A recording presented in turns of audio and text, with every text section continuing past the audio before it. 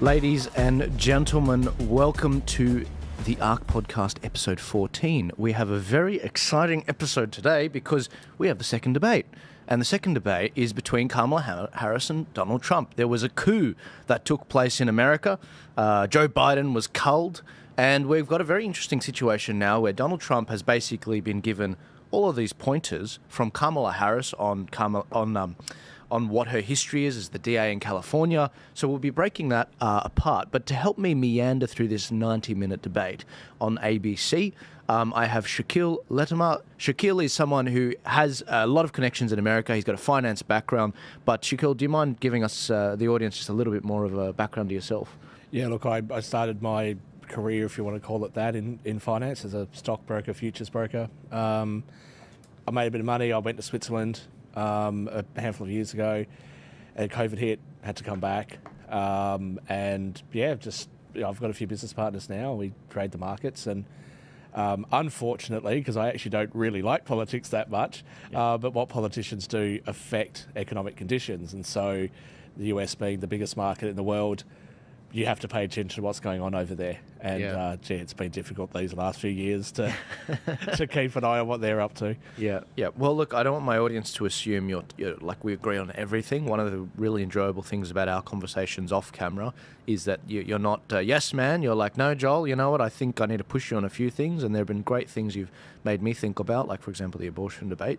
But look, I want to get into this particular debate and get your insights. What was your feeling after the last debate with Donald Trump and Joe Biden? I mean, it kind of went the way that I was expecting it to go. And it just, to me, when you hear Democrats and people that looked like they were really stunned, and I'm like, how are you stunned? Like, the whole world has been telling you for years that Joe Biden looks like he's getting older. And he may well be a nice man. I mean, people say to me that he's a nice guy. That may well be the case, but that's not relevant to being the president of the United States, the leader of the free world.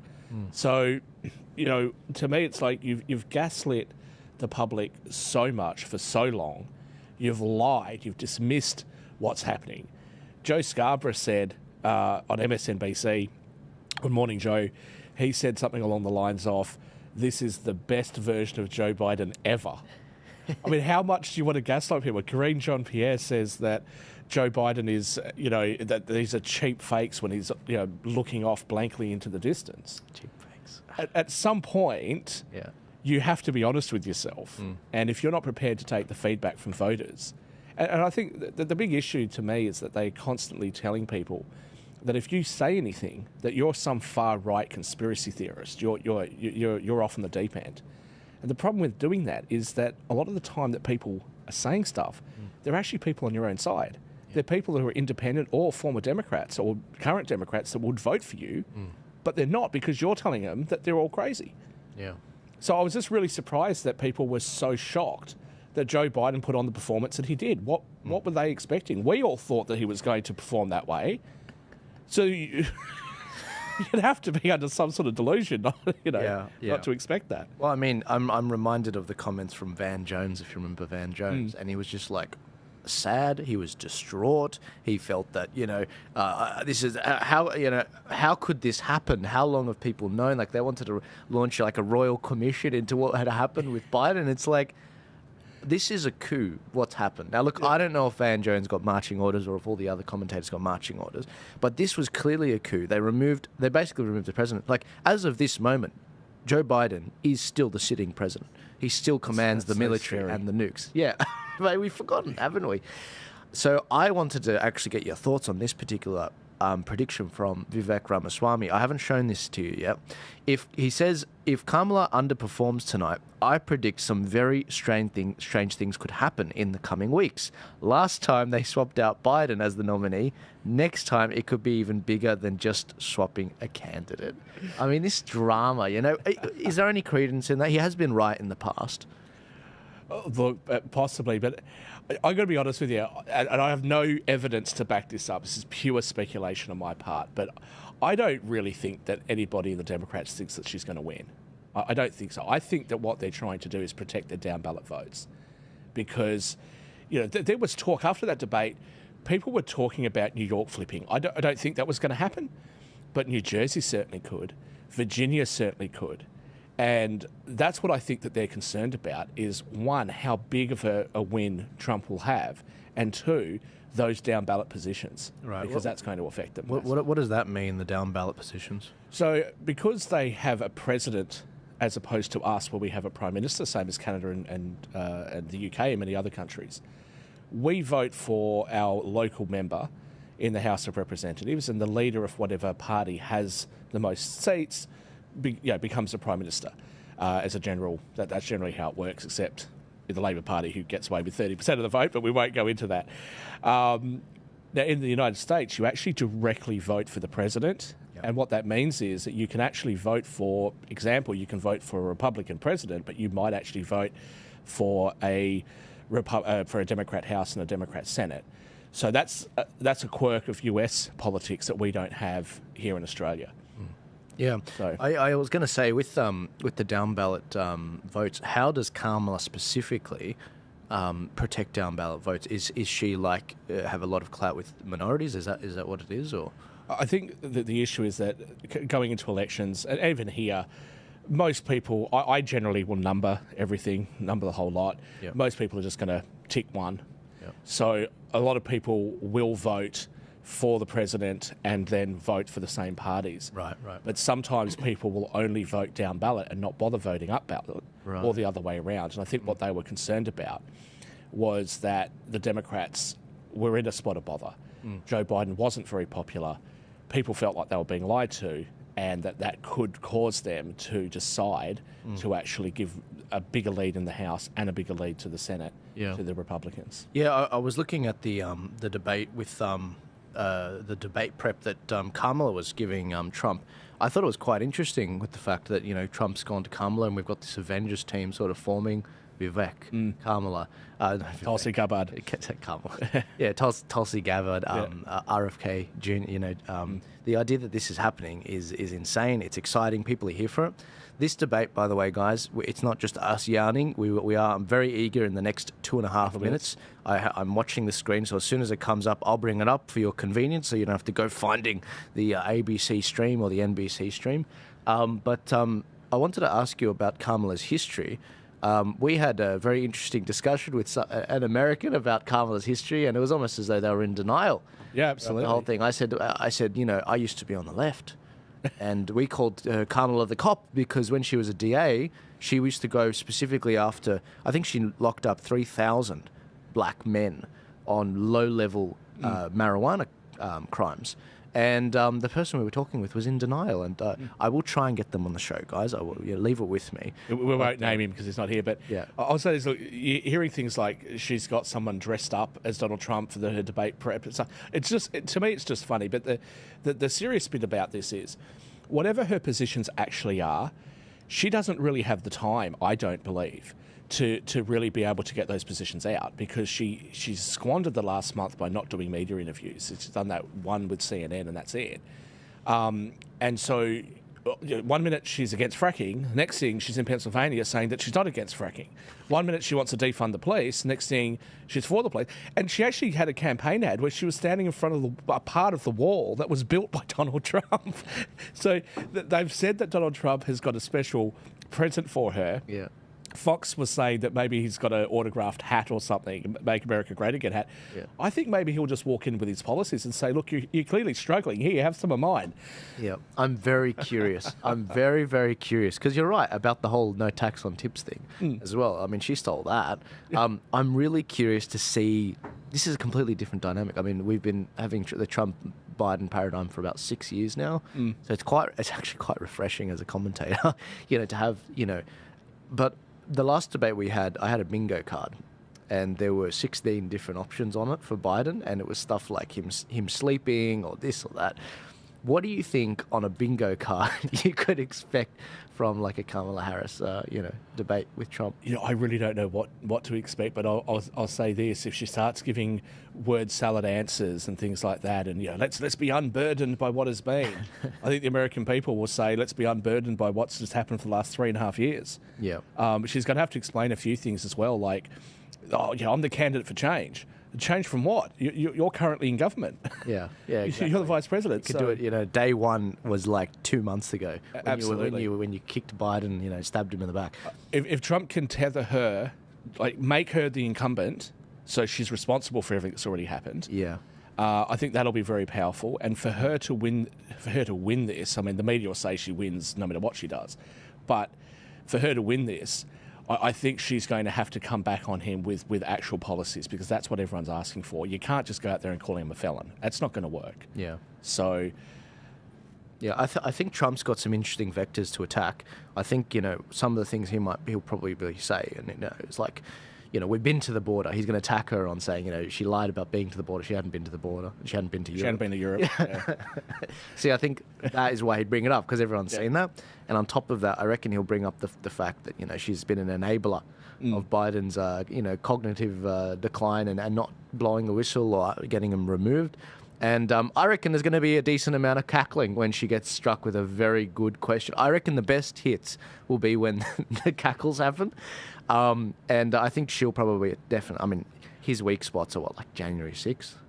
Yeah, look, that's a weak spot. But also I think because he can be quite aggressive sometimes, I'd like to see him be a bit more humorous, because there is a humorous side to him. And look, we all have our own sense of humour. Yeah. I'd love for him to give her 2 first-class tickets to Europe. Say, look, I saw your interview. I'm so horrified you've never been to Europe here. Yeah. Just something like that. But that's not quite the kind of person he is. But I think that more sort of humorous, playful side of him will endear him to people. And the other thing is that the Gen Zs, the numbers are dropping. The numbers are dropped with black voters. The numbers are dropped with Hispanic voters.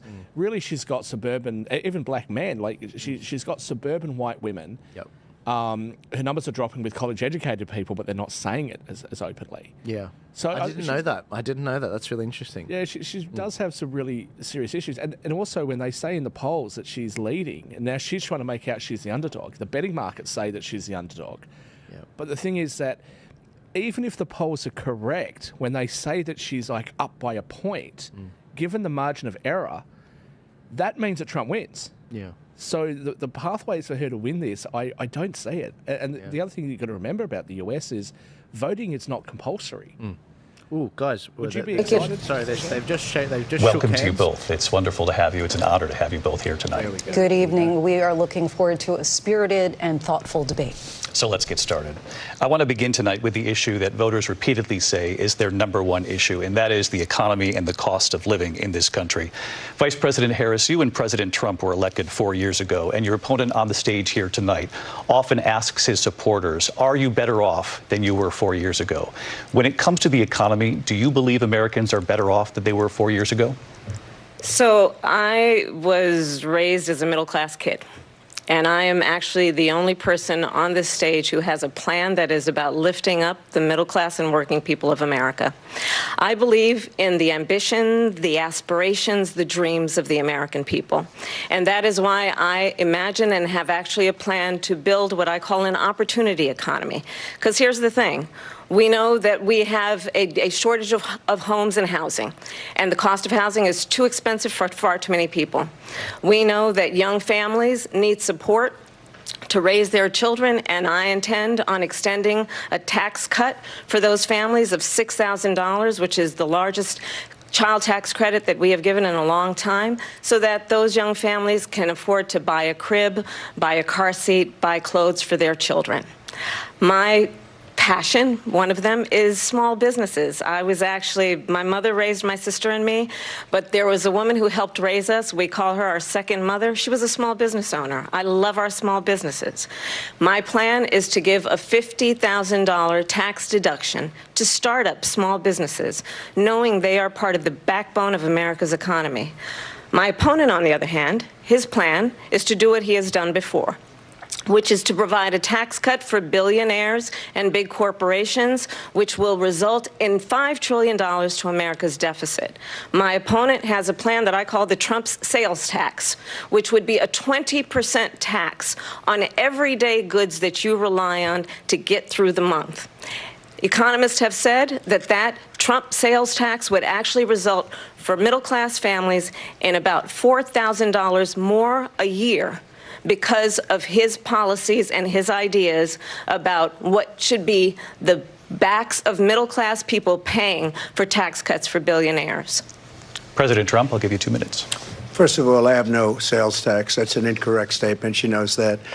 We're doing tariffs on other countries. Other countries are going to finally, after 75 years, pay us back for all that we've done for the world. And the tariff will be substantial in some cases. I took in billions and billions of dollars, as you know, from China. In fact, they never took the tariff off because there was so much money they can't. It would totally destroy everything that they've set out to do. They're taking in billions of dollars from China and other places. They've left the tariffs on. When I had it, I had tariffs, and yet I had no inflation. Look, we've had a terrible economy because inflation which is really known as a country buster. It breaks up countries. We have inflation like very few people have ever seen before, probably the worst in our nation's history. We were at 21%, but that's being generous because many things are 50, 60, 70, and 80% higher than they were just a few years ago. This has been a disaster for people, for the middle class, but for every class.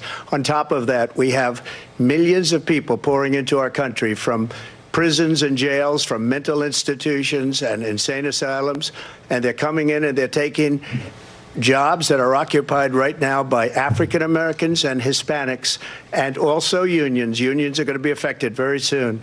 And you see what's happening. You see what's happening with towns throughout the United States. You look at Springfield, Ohio. You look at Aurora in Colorado. They are taking over the towns. They're taking over buildings. They're going in violently.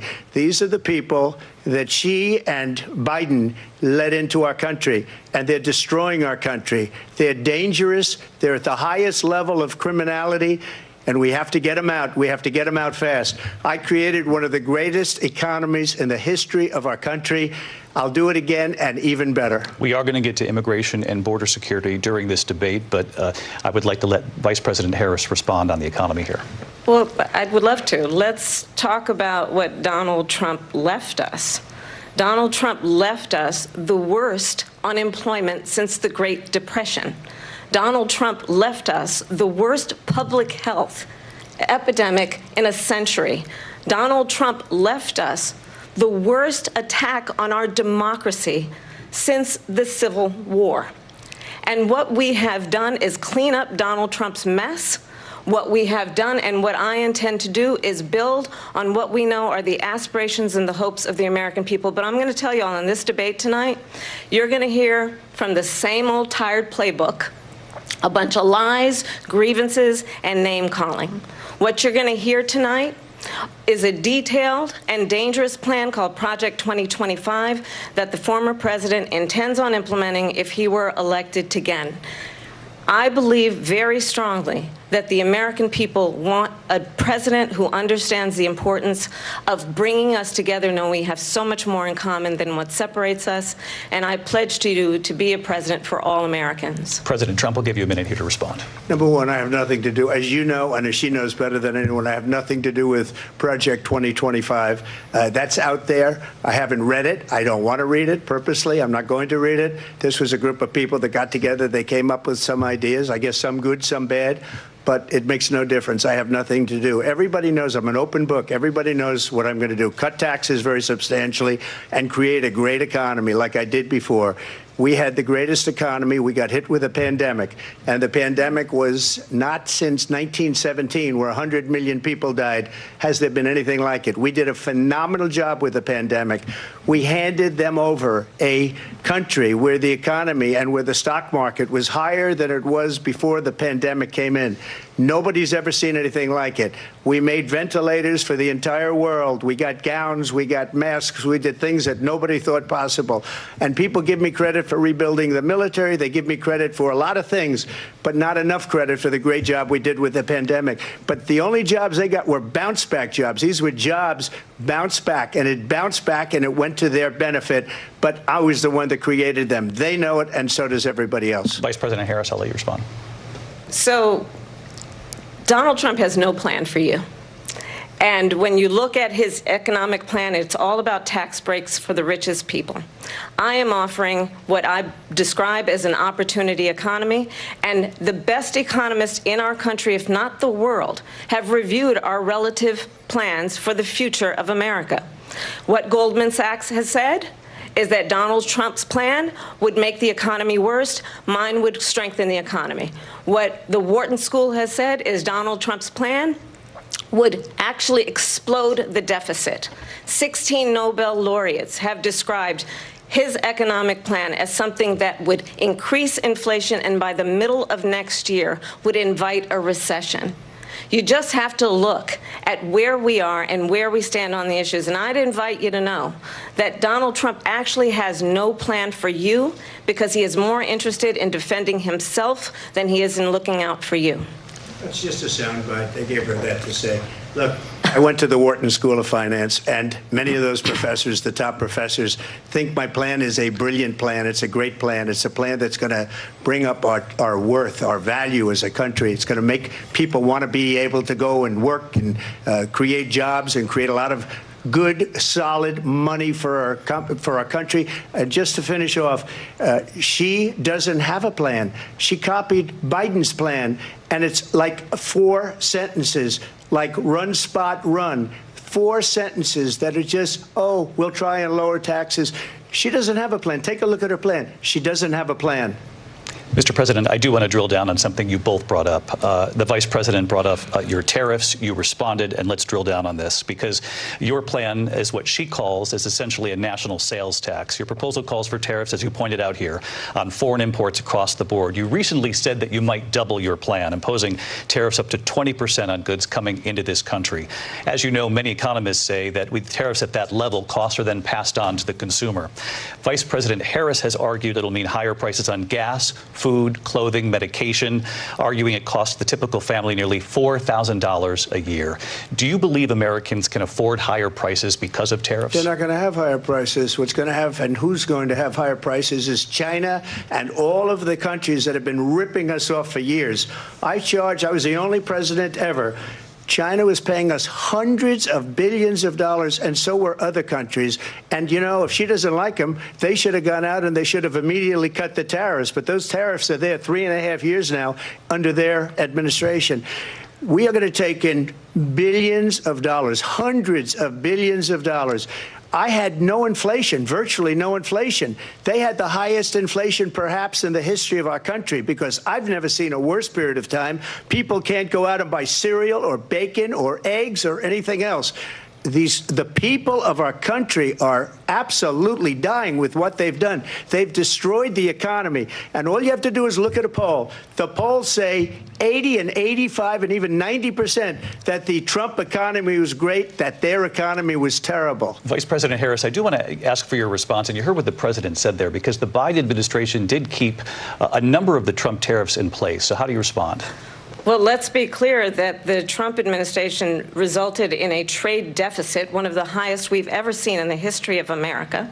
He invited trade wars. You want to talk about his deal with China? What he ended up doing is, under Donald Trump's presidency, he ended up selling American chips to China to help them improve and modernize their military, basically sold us out, when a policy about China should be in making sure the United States of America wins the competition for the 21st century, which means focusing on the details of what that requires, focusing on relationships with our allies, focusing on investing in American-based technology so that we win the race on AI, on quantum computing, focusing on what we need to do to support America's workforce so that we don't end up having on the short end of the stick in terms of workers' rights. But what Donald Trump did, let's talk about this, with COVID, is he actually thanked President Xi for what he did during COVID. Look at his tweet.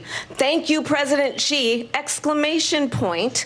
When we know that Xi was responsible for lacking and not giving us transparency about the origins of COVID. President Trump, I'll let you respond. First of all, they bought their chips from Taiwan. We hardly make chips anymore because of philosophies like they have and policies like they have. I don't say her because she has no policy. Everything that she believed 3 years ago and 4 years ago is out the window. She's going to my philosophy now. In fact, I was going to send her a MAGA hat. She's gone to my philosophy. But if she ever got elected, she'd change it. And it will be the end of our country. She's a Marxist. Everybody knows she's a Marxist. Her father's a Marxist professor in economics, and he taught her well. But when you look at what she's done to our country, and when you look at these millions and millions of people that are pouring into our country monthly, where it's, I believe, 21 million people, not the 15 that people say, and I think it's a lot higher than the 21. That's bigger than New York State pouring in. And just look at what they're doing to our country. They're criminals. Many of these people coming in are criminals. And that's bad for our economy, too. You know, you mentioned before, we'll talk about immigration later. Well, bad immigration is the worst thing that can happen to our economy. They have, and she has, destroyed our country with policy that's insane. Almost policy that you'd say they have to hate our country. President Trump, thank you. Lindsay? I want to turn to the issue of abortion. President Trump, you've often touted that you were able to kill Roe v. Wade. Last year, you said that you were proud to be the most pro-life president in American history. Then last month, you said that your administration would be great for women and their reproductive rights. In your home state of Florida, you surprised many with regard to your 6-week abortion ban, because you initially had said that it was too short. And you said, quote, I'm going to be voting that we need more than 6 weeks. But then the very next day, you reversed course and said you would vote to support the 6-week ban. Vice President Harris says that women shouldn't trust you on the issue of abortion because you've changed your position so many times. Therefore, why should they trust you? Well, the reason I'm doing that vote is because the plan is, as you know, the vote is, they have abortion in the 9th month.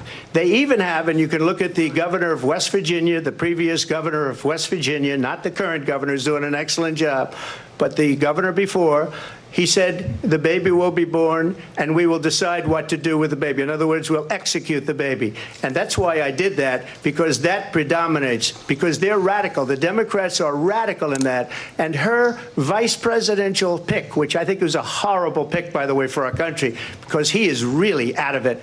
But her vice presidential pick says abortion in the 9th month is absolutely fine. He also says execution after birth. It's execution, no longer abortion, because the baby is born, is okay. And that's not okay with me, hence the vote. But what I did is something for 52 years. They've been trying to get Roe v. Wade into the states. And through the genius and heart and strength of 6 Supreme Court justices, we were able to do that. Now, I believe in the exceptions for rape, incest, and life of the mother. I believe strongly in it. Ronald Reagan did also. 85% of Republicans do. Exceptions. Very important. But we were able to get it, and now states are voting on it. And for the first time, you're going to see, look, this is an issue that's torn our country apart for 52 years. Every legal scholar, every Democrat, every Republican, liberal, conservative, they all wanted this issue to be brought back to the states where the people could vote. And that's what happened. Now, Ohio, the vote was somewhat liberal. Kansas, the vote was somewhat liberal, much more liberal than people would have thought. But each individual state is voting. It's the vote of the people now. It's not tied up in the federal government. I did a great service in doing it. It took courage to do it. And the Supreme Court had great courage in doing it. And I give tremendous credit to those 6 justices. There is no state in this country where it is legal to kill a baby after it's born. Madam Vice President, I want to get your response to President Trump. Well, as I said, you're going to hear a bunch of lies, and that's not actually a surprising fact. Let's understand how we got here. Donald Trump hand-selected 3 members of the United States Supreme Court with the intention that they would undo the protections of Roe v. Wade. And they did exactly as he intended. And now in over 20 states, there are Trump abortion bans, which make it criminal for a doctor or nurse to provide health care. In one state, it provides prison for life. Trump abortion bans that make no exception even for rape and incest, which understand what that means. A survivor of a crime of violation to their body does not have the right to make a decision about what happens to their body next. That is immoral. And one does not have to abandon their faith or deeply held beliefs to agree. The government, and Donald Trump certainly, should not be telling a woman what to do with her body. I have talked with women around our country. You want to talk about this is what people wanted? Pregnant women who want to carry a pregnancy to term, suffering from a miscarriage, being denied care in an emergency room because the healthcare providers are afraid they might go to jail, and she's bleeding out in a car in the parking lot. She didn't want that. Her husband didn't want that. A 12 or 13-year-old survivor of incest being forced to carry a pregnancy to term. They don't want that.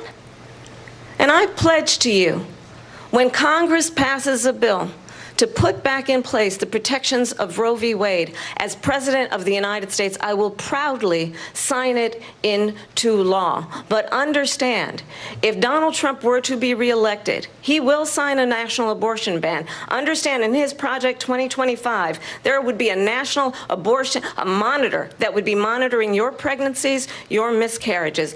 I think the American people believe that certain freedoms, in particular the freedom to make decisions about one's own body, should not be made by the government. Thank you, Vice President Harris. Well, there she goes again. It's a lie. I'm not signing a ban, and there's no reason to sign a ban, because we've gotten what everybody wanted. Democrats, Republicans, and everybody else, and every legal scholar wanted it to be brought back into the states, and the states are voting. And it may take a little time, but for 52 years, this issue has torn our country apart, and they've wanted it back in the states. And I did something that nobody thought was possible. The states are now voting. What she says is an absolute lie. And as far as the abortion ban, no, I'm not in favor of abortion ban, but it doesn't matter, because this issue has now been taken over by the states. Would you veto a national abortion ban if it came to your desk? Well, I won't have to, because, again, two things. Number one, she said she'll go back to Congress. She'll never get the vote. It's impossible for her to get the vote, especially now with the 50-50, essentially 50-50 in both Senate and the House. She's not going to get the vote. She can't get the vote. She won't even come close to it. So it's just talk. You know what it reminds me of? When they said they're going to get student loans terminated, and it ended up being a total catastrophe. The student loans, and then I think probably her boss, if you call him a boss, he spends all his time on the beach. But look, her boss went out and said, we'll do it again. We'll do it a different way. And he went out, got rejected again by the Supreme Court. So all these students got taunted with this whole thing about this whole idea. And how unfair that would have been, part of the reason they lost, to the millions and millions of people that had to pay off their student loans. They didn't get it for free. But they were saying it's the same way that they talked about that they talk about abortion. But if I could just get a yes or no, because your running mate, J.D. Vance, has said that you would veto it if it did come to your desk. Well, I didn't discuss it with J.D. In all fairness, J.D., and I don't mind if he has a certain view, but I think he was speaking for me, but I really didn't. Look, we don't have to discuss it, because she'd never be able to get it, just like she couldn't get student loans. They couldn't get student loans. They didn't even come close to getting student loans. They taunted young people and a lot of other people that had loans. They can never get this approved. So it doesn't matter what she says about going to Congress. Well, wonderful. Let's go to Congress. Do it. But the fact is that for years they wanted to get it out of Congress and out of the federal government. And we did something that everybody said couldn't be done. And now you have a vote of the people on abortion. Vice President Harris, I want to give you your time to respond. But I do want to ask, would you support any restrictions on a woman's right to an abortion? I absolutely support reinstating the protections of Roe v. Wade. And as you rightly mentioned, nowhere in America is a woman carrying a pregnancy to term and asking for an abortion. That is not happening. It's insulting to the women of America. And understand what has been happening under Donald Trump's abortion bans. Couples who pray and dream of having a family are being denied IVF treatments. What is happening in our country? Working people, working women who are working 1 or 2 jobs, who can barely afford childcare as it is, have to travel to another state to get on a plane sitting next to strangers to go and get the health care she needs. Barely can afford to do it, and what you are putting her through is unconscionable. And the people of America have not, the majority of Americans believe in a woman's right to make decisions about her own body. And that is why in every state where this issue has been on the ballot, in red and blue states both, the people of America have voted for freedom.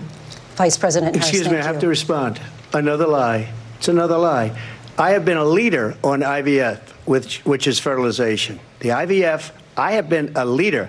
In fact, when they got a very negative decision on IVF from the Alabama courts, I saw the people of Alabama and the legislature 2 days later voted it in. I've been a leader on it. They know that, and everybody else knows it.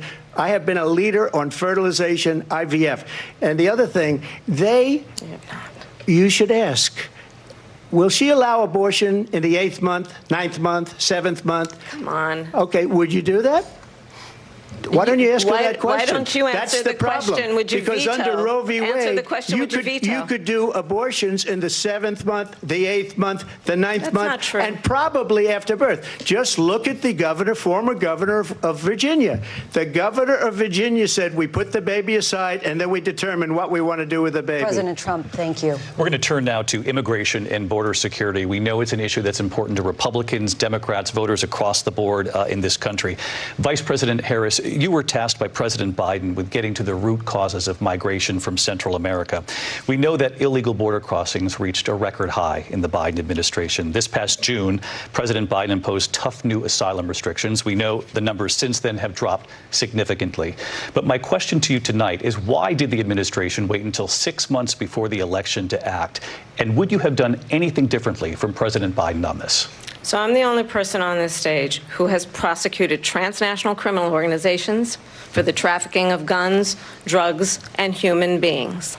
And let me say that the United States Congress, including some of the most conservative members of the United States Senate, came up with a border security bill which I supported. And that bill would have put 1,500 more border agents on the border to help those folks who are working there right now overtime trying to do their job. It would have allowed us to stem the flow of fentanyl coming into the United States. I know there are so many families watching tonight who have been personally affected by the surge of fentanyl in our country. That bill would have put more resources to allow us to prosecute transnational criminal organizations for trafficking in guns, drugs, and human beings. But you know what happened to that bill? Donald Trump got on the phone, called up some folks in Congress and said, kill the bill. And you know why? Because he'd prefer to run on a problem instead of fixing a problem. And understand, this comes at a time where the people of our country actually need a leader who engages in solutions, who actually addresses the problems at hand. But what we have in the former president is someone who would prefer to run on a problem instead of fixing a problem. And I'll tell you something, he's going to talk about immigration a lot tonight, even when it's not the subject that is being raised. And I'm going to actually do something really unusual, and I'm going to invite you to attend one of Donald Trump's rallies, because it's a really interesting thing to watch. You will see during the course of his rallies, he talks about fictional characters like Hannibal Lecter. He will talk about windmills cause cancer. And what you will also notice is that people start leaving his rallies early out of exhaustion and boredom. And I will tell you, the one thing you will not hear him talk about is you. You will not hear him talk about your needs, your dreams, and your desires. And I'll tell you, I believe you deserve a president who actually puts you first, and I pledge to you that I will. Vice President Harris, thank you. President Trump, on that point, I want to get your response. Well, I would like to respond. Let me just ask, though, why did you try to kill that bill, and successfully so, that would have put thousands of additional agents and officers on the border? First, let me respond as to the rallies. She said people start leaving. People don't go to her rallies. There's no reason to go. And the people that do go, she's bussing them in and paying them to be there, and then showing them in a different light. So she can't talk about that. People don't leave my rallies. We have the biggest rallies, the most incredible rallies in the history of politics. That's because people want to take their country back. Our country is being lost. We're a failing nation. And it happened 3.5 years ago. And what's going on here, you're going to end up in World War III, just to go into another subject. what they have done to our country by allowing these millions and millions of people to come into our country, and look at what's happening to the towns all over the United States. And a lot of towns don't want to talk. It's not going to be Aurora or Springfield. A lot of towns don't want to talk about it because they're so embarrassed by it. In Springfield, they're eating the dogs, the people that came in. They're eating the cats. They're eating the pets of the people that live there. And this is what's happening in our country, and it's a shame. As far as the rallies are concerned, as far as the reason they go is they like what I say. They want to bring our country back. They want to make America great again. It's a very simple phrase, make America great again. She's destroying this country, and if she becomes president, this country doesn't have a chance of success. Not only success, we'll end up being Venezuela on steroids. I just want to clarify here. You bring up Springfield, Ohio, and ABC News did reach out to the city manager there. He told us there have been no credible reports of specific claims of pets being harmed, injured, or abused by individuals within the immigrant community. Well, I've seen people on television. Let me just say here, this is the people on television say my dog was taken and used for food. So maybe he said that, and maybe that's a good thing to say for a city manager. I'm not taking this from but television. The people I'm taking it from the city manager. Their dog was eaten by the people that went there. Again, the Springfield city manager says there's no evidence of that. Vice President Harris, I'll let you respond to the rest of what you've heard. You talk about extreme. This is, I think, one of the reasons why in this election I actually have the endorsement of 200 Republicans who have formerly worked with President Bush, Mitt Romney, and John McCain, including the endorsement of former Vice President Dick Cheney and Congress member Liz Cheney. And if you want to really know the inside track on who the former president is, if he didn't make it clear already, just ask people who have worked with him. His former chief of staff, a four-star general, has said he has contempt for the Constitution of the United States.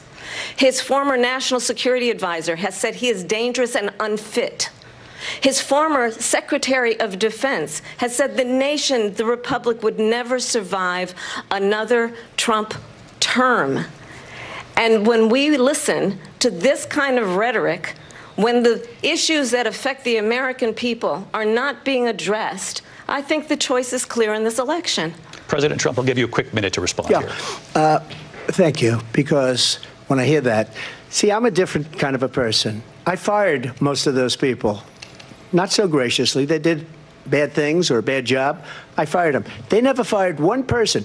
They didn't fire anybody having to do with Afghanistan and the Taliban and the 13 people whose were just killed, viciously and violently killed. And I got to know the parents and the family. They didn't fire. They should have fired all those generals, all those top people, because that was one of the most incompetently handled situations anybody has ever seen. So when somebody does a bad job, I fire him. And you take a guy like Esper. He was no good. I fired him. So he writes a book. Another one writes a book. Because with me, they can write books. With nobody else can they. But they have done such a poor job, and they never fire anybody. Look at the economy. Look at the inflation. They didn't fire any of their economists. They have the same people. That's a good way not to have books written about you. But just to finish, I got more votes than any Republican in history by far. In fact, I got more votes than any president, sitting president, in history by far. Let me continue on immigration. It was what you wanted to talk about earlier, so let's get back to your deportation proposal that the vice president has reacted to as well. President Trump, you call this the largest domestic deportation operation in the history of our country. You say you would use the National Guard. You say if things get out of control, you'd have no problem using the U.S. military. Police, yes. You also said you would use local police. How would you deport 11 million undocumented immigrants? I know you believe that number is much higher. Take us through this. What does this look like? Will authorities be going door to door in this country? Yeah, it is much higher because of them. They allowed criminals, many, many millions of criminals. They allowed terrorists. They allowed common street criminals. They allowed people to come in, drug dealers, to come into our country, and they're now in the United States and told by their countries like Venezuela, don't ever come back or we're going to kill you. Do you know that crime in Venezuela and crime in countries all over the world is way down? You know why? Because they've taken their criminals off the street and they've given them to her to put into our country. And this will be one of the greatest mistakes in history for them to allow. And I think they probably did it because they think they're going to get votes, but it's not worth it because they're destroying the fabric of our country by what they've done. There's never been anything done like this at all. They've destroyed the fabric of our country. Millions of people let in. And all over the world, crime is down. All over the world except here. Crime here is up and through the roof. Despite their fraudulent statements that they made, crime in this country is through the roof. And we have a new form of crime. It's called migrant crime. And it's happening at levels that nobody thought possible. President Trump, as you know, the FBI says overall violent crime is actually coming down in this country. But Vice excuse me, President the FBI they were defrauding statements. They didn't include the worst cities. They didn't include the cities with the worst crime. It was a fraud, just like their number of 818,000 jobs that they said they created turned out to be a fraud. President Trump, thank you. I'll let you respond, Vice President Harris. Well, I think this is so rich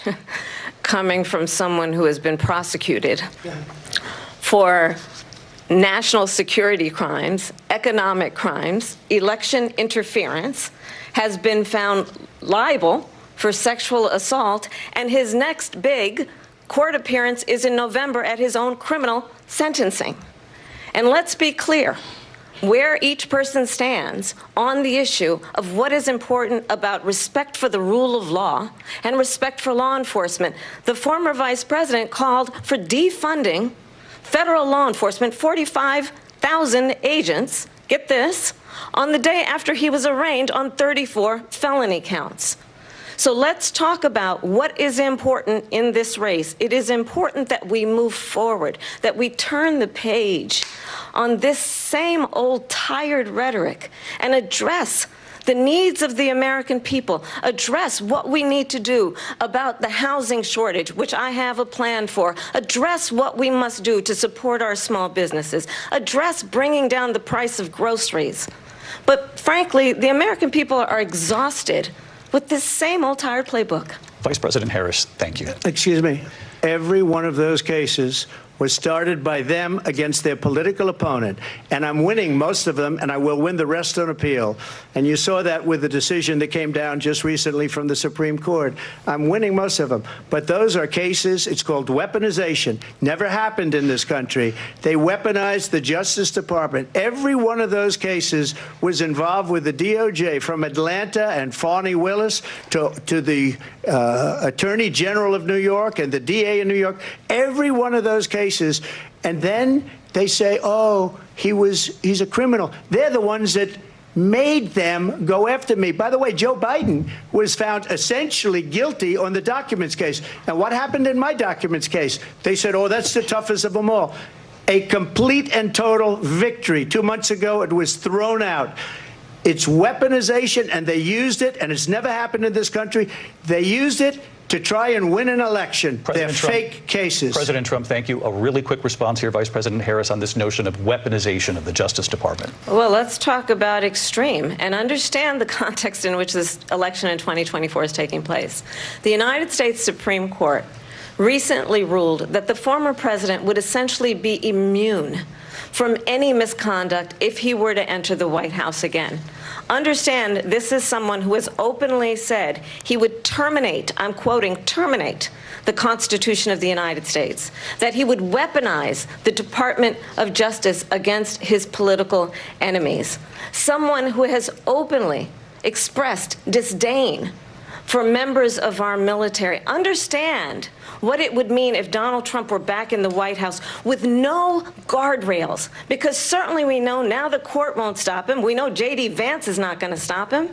It's up to the American people Vice President to stop Harris, him. Thank you. Lindsay? Vice President Harris, in your last run for president. This is the one that weaponized, not me. She weaponized. I probably took a bullet to the head because of the things that they say about me. They talk about democracy. I'm a threat to democracy. They're the threat to democracy President with a fake Trump. Russia investigation We do have a lot that went nowhere. We have a lot to get to. Lindsay? Vice President Harris, in your last run for president, you said you wanted to ban fracking. Now you don't. You wanted mandatory government buyback programs for assault weapons. Now your campaign says you don't. You supported decriminalizing border crossings. Now you're taking a harder line. I know you say that your values have not changed. So then why have so many of your policy positions changed?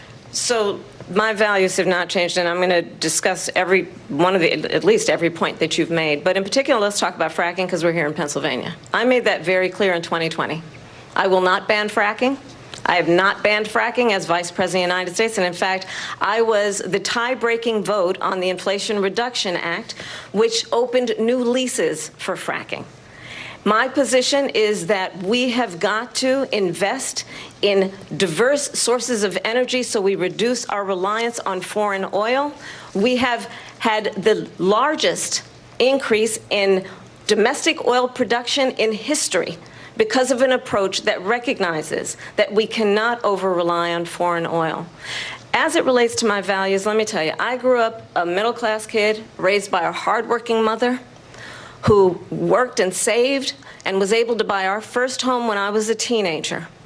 The values I bring to the importance of home ownership, knowing not everybody got handed $400 million on a silver platter and then filed bankruptcy 6 times, is a value that I bring to my work to say we are going to work with the private sector and home builders to increase 3 million homes, increase by 3 million homes by the end of my first term.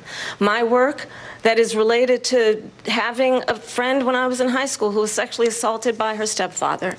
And my focus then on protecting women and children from violent crime is based on a value that is deeply grounded in the importance of standing up for those who are most vulnerable.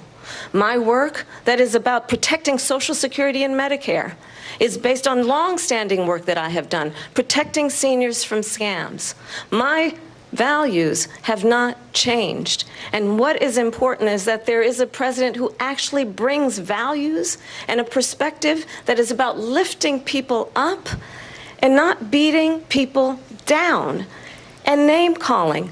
The true measure of the leader is the leader who actually understands the strength is not in beating people down, it's in lifting people up. I intend to be that president. President Trump, your response? First of all, I wasn't given $400 million. I wish I was. My father was a Brooklyn builder, Brooklyn, Queens, and a great father, and I learned a lot from him. But I was given a fraction of that, a tiny fraction, and I built it into many, many billions of dollars, many, many billions. And when people see it, they are even surprised. So we don't have to talk about that. Fracking, she's been against it for 12 years. Defund the police, she's been against that forever. She gave all that stuff up very wrongly, very horribly, and everybody's laughing at it, okay? They're all laughing at it. She gave up at least 12 and probably 14 or 15 different policies. Like, she was big on defund the police. In Minnesota, she went out, wait a minute, I'm talking now, if you don't mind, please. Does that sound familiar? Don't lie. She went out in Minnesota and wanted to let criminals that killed people, that burned down Minneapolis, she went out and raised money to get them out of jail. She did things that nobody would ever think of. Now she wants to do transgender operations on illegal aliens that are in prison. This is a radical left liberal that would do this. She wants to confiscate your guns, and she will never allow fracking in Pennsylvania. If she won the election, fracking in Pennsylvania will end on day one. Just to finish, one thing so important in my opinion. So I got the oil business going like nobody has ever done before. When they took over, they got rid of it, started getting rid of it, and the prices were going up the roof. They immediately let these guys go to where they were. I would have been 5 times, 4 times, 5 times higher, because you're talking about 3.5 years ago. They got it up to where I was because they had no choice, because the prices of energy were quadrupling and doubling. You saw what happened to gasoline. So they said, let's go back to Trump. But if she won the election, the day after that election, they'll go back to destroying our country, and oil will be dead, fossil fuel will be dead, we'll go back to windmills, and we'll go back to solar, where they need a whole desert to get some energy to come out of. You ever see a solar plant? By the way, I'm a big fan of solar. but they take 400, 500 acres of desert President soil. Trump, we have a These lot are of not good issues things that we for the have to get environment, to. as We're she out of time. understands. Thank you. Lindsay, thank you. We have an election in just 56 days. And I want to talk about the peaceful transfer of power, which, of course, we all know is a cornerstone of our democracy, and the role of a president in a moment of crisis. Mr. President, on January 6th, you told your supporters to march to the Capitol. You said you would be right there with them. The country and the world saw what played out at the Capitol that day, the officers coming under attack. Aides in the West Wing say you watched it unfold on television off the Oval Office. You did send out tweets, but it was more than 2 hours before you sent out that video message telling your supporters to go home. Is there anything you regret about what you did on that day? You just said a thing that isn't covered. Peacefully and patriotically, I said during my speech, not later on. Peacefully and patriotically. And nobody on the other side was killed. Ashley Babbitt was shot by an out-of-control police officer that should have never, ever shot her. It's a disgrace. But we didn't do this group of people that have been treated so badly. I ask, what about all the people that are pouring into our country and killing people that she allowed to pour in? She was the border czar. Remember that. She was the border czar. She doesn't want to be called the border czar because she's embarrassed by the border. In fact, she said at the beginning, well, I'm surprised you're not talking about the border yet. That's because she knows what a bad job they've done. What about those people? When are they going to be prosecuted? When are these people from countries all over the world, not just South America? They're coming in from all over the world, David, all over the world. And crime rates are down all over the world because of it. But let me just ask you, David, when are those people going to be prosecuted? When are the people that burned down Minneapolis going to be prosecuted? Or in Seattle? They went into Seattle. They took over a big percentage of the city of Seattle. When are those people going to be prosecuted? But let me just ask you. You might ask her that question. You were the president. You were watching it unfold on television. It's a very simple question as we move forward toward another election. Is there anything you regret about what you did on that day? Yes or no? I had nothing to do with that other than they asked me to make a speech. I showed up for a speech. I said, I think it's going to be big. I went to Nancy Pelosi and the mayor of Washington, D.C., and the mayor put it back in writing, as you know. I said, you know, this is going to be a very big rally or whatever you want to call it. And again, it wasn't done by me. It was done by others. I said, I'd like to give you 10,000 National Guard or soldiers. They rejected me. Nancy Pelosi rejected me. It was just 2 weeks ago. Her daughter has a tape of her saying she is fully responsible for what happened. They want to get rid of that tape. It would have never happened if Nancy Pelosi and the mayor of Washington did their jobs. I wasn't responsible for security. Nancy Pelosi was responsible. She didn't do her job. The question was about you as president, not about former Speaker Pelosi. But I do want Vice President Harris to respond here. I was at the Capitol on January 6th. I was the vice president-elect. I was also an acting senator. I was there. And on that day, the President of the United States incited a violent mob to attack our nation's capital, to desecrate our nation's capital. On that day, 140 law enforcement officers were injured, and some died. And understand, the former president has been indicted and impeached for exactly that reason. But this is not an isolated situation. Let's remember Charlottesville, where there was a mob of people carrying tiki torches, spewing anti-Semitic hate. And what did the president then at the time say?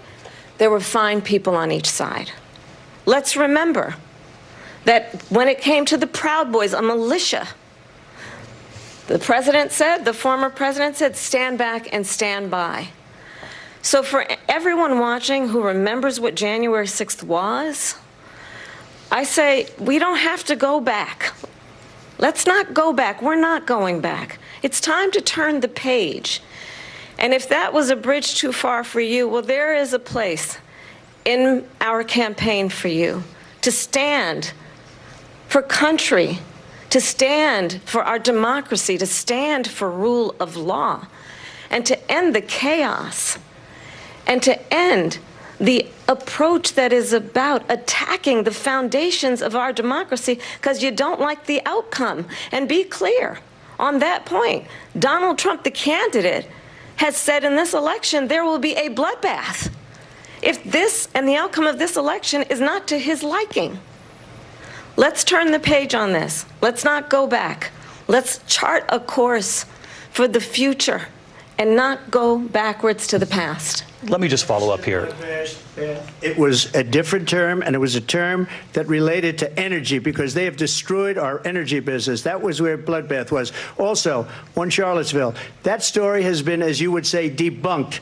Laura Ingraham, Sean Hannity, Jesse, all of these people, they covered it. If they go an extra sentence, they will see it was perfect. It was debunked in almost every newspaper, but they still bring it up, just like they bring 2025 up. They bring all of this stuff up. I ask you this. You talk about the Capitol.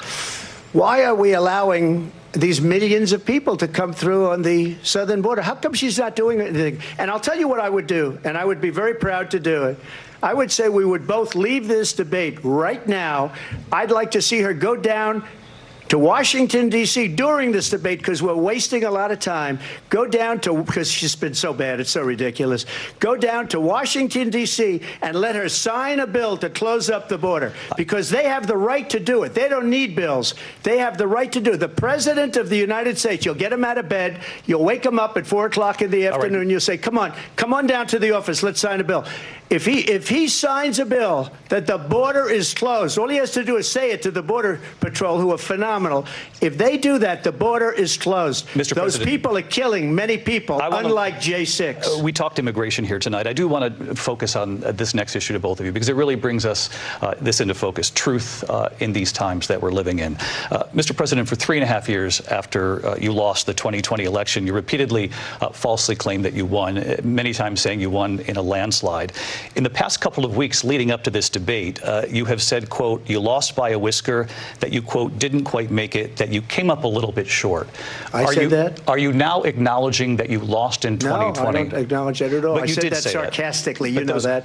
It was said, oh, we lost by a whisker. That was said sarcastically. Look, there's so much proof. All you have to do is look at it. And they should have sent it back to the legislatures for approval. I got almost 75 million votes, the most votes any sitting president has ever gotten. I was told if I got 63, which was what I got in 2016, you can't be beaten.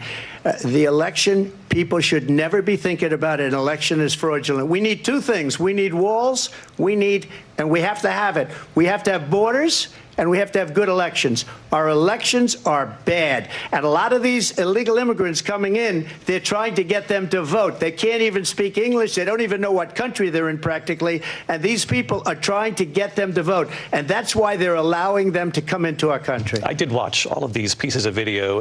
I didn't detect the sarcasm, lost by a whisker. We didn't quite make it. And we should just point out here as clarification, and you know this, you and your allies, 60 cases in front of many judges, many of them Republican. No judge looked at it. And said they said we didn't have standing. That's the other thing. They said we didn't have standing, a technicality. Can you imagine a system where a person in an election doesn't have standing? The President of the United States doesn't have standing. That's how we lost. If you look at the facts, and I'd love to have you'll do a special on it.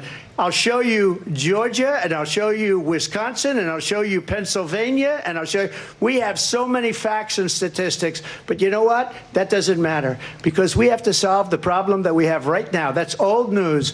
And the problem that we have right now is we have a nation in decline, and they have put it into decline. We have a nation that is dying, David. Mr. President, thank you. Vice President Harris, you heard the president there tonight. He said he didn't say that he lost by a whisker. So he still believes he did not lose the election that was won by President Biden and yourself.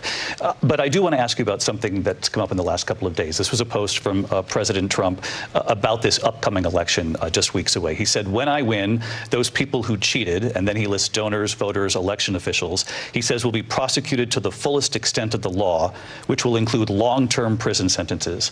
One of your campaign's top lawyers responded saying, we won't let Donald Trump intimidate us. We won't let him suppress the vote. Is that what you believe he's trying to do here?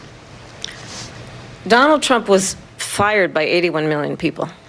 So let's be clear about that. And clearly he is having a very difficult time processing that. But we cannot afford to have a president of the United States who attempts, as he did in the past, to upend the will of the voters in a free and fair election. And I'm going to tell you that I have traveled the world as Vice President of the United States, and world leaders are laughing at Donald Trump. I have talked with military leaders, some of whom worked with you, and they say you're a disgrace. And when you then talk in this way in a presidential debate and deny what over and over again are court cases you have lost because you did, in fact, lose that election, it leads one to believe that perhaps we do not have in the candidate to my right the temperament or the ability to not be confused about fact. That's deeply troubling, and the American people deserve better. I'll give you 1 minute to respond, Mr. President. Let me just say about world leaders. Viktor Orban, one of the most respected men, they call him a strong man. He's a tough person, smart. Prime Minister of Hungary. They said, why is the whole world blowing up? 3 years ago it wasn't. Why is it blowing up? He said, because you need Trump back as president. They were afraid of him. China was afraid, and I don't like to use the word afraid, but I'm just quoting him. China was afraid of him. North Korea was afraid of him. Look at what's going on with North Korea, by the way. He said Russia was afraid of him. I ended the Nord Stream 2 pipeline, and Biden put it back on day one, but he ended the XL pipeline.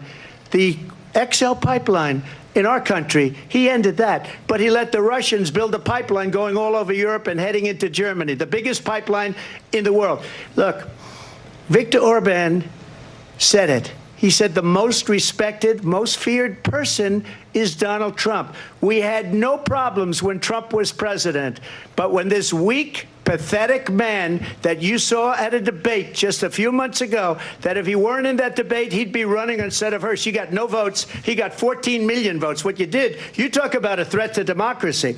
He got 14 million votes, and they threw him out of office. And you know what? I'll give you a little secret. He hates her. He can't stand her. But he got 14 million votes. They threw him out.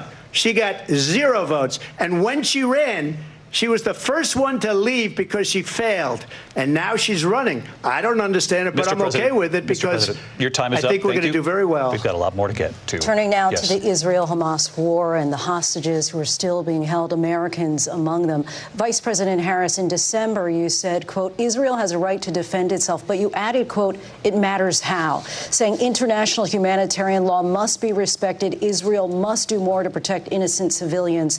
You said that 9 months ago. Now an estimated 40,000 Palestinians are dead. Nearly 100 hostages remain. Just last week, Prime Minister Benjamin Netanyahu said there's not a deal in the making. President Biden has not been able to break through the stalemate. How would you do it? Well, let's understand how we got here. On October 7, Hamas, a terrorist organization, slaughtered 1,200 Israelis. Many of them young people who were simply attending a concert. Women were horribly raped. And so absolutely, I said then, I say now, Israel has a right to defend itself. We would. And how it does so matters. Because it is also true, far too many innocent Palestinians have been killed. Children, mothers. What we know is that this war must end. It must end immediately, and the way it will end is we need a ceasefire deal and we need the hostages out. And so we will continue to work around the clock on that. Work around the clock, also understanding that we must chart a course for a two-state solution. And in that solution, there must be security for the Israeli people and Israel, and in equal measure for the Palestinians. But the one thing I will assure you always, I will always give Israel the ability to defend itself, in particular as it relates to Iran and any threat that Iran and its proxies pose to Israel. But we must have a two-state solution where we can rebuild Gaza, where the Palestinians have security, self-determination, and the dignity they so rightly deserve. President Trump, how would you negotiate with Netanyahu and also Hamas in order to get the hostages out and prevent the killing of more innocent civilians in Gaza? If I were president, it would have never started. If I were president, Russia would have never, ever, I know Putin very well, he would have never, and there was no threat of it either, by the way, for 4 years, have gone into Ukraine and killed millions of people when you add it up, far worse than people understand what's going on over there. But when she mentions about Israel, all of a sudden, she hates Israel. She wouldn't even meet with Netanyahu when he went to Congress to make a very important speech. She refused to be there because she was at a sorority party of hers. She wanted to go to the sorority party. She hates Israel. If she's president, I believe that Israel will not exist within 2 years from now. And I've been pretty good at predictions, and I hope I'm wrong about that one. She hates Israel. At the same time, in her own way, she hates the Arab population because the whole place is going to get blown up. Arabs, Jewish people, Israel will be gone. It would have never happened. Iran was broke under Donald Trump. Now Iran has $300 billion because they took off all the sanctions that I had. Iran had no money for Hamas or Hezbollah or any of the 28 different spheres of terror. And they are spheres of terror, horrible terror. They had no money. It was a big story, and you know it. You covered it very well, actually. They had no money for terror. They were broke. Now they're a rich nation, and now what they're doing is they're spreading that money around. Look at what's happening with the Houthis and Yemen. Look at what's going on in the Middle East. This would have never happened. I will get that settled and fast, and I'll get the war with Ukraine and Russia ended.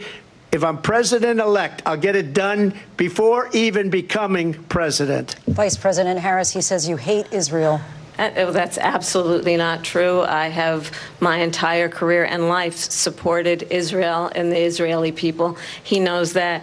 He's trying to, again, divide and distract from the reality, which is it is very well known that Donald Trump is weak and wrong on national security and foreign policy. It is well known that he admires dictators, wants to be a dictator on day one, according to himself.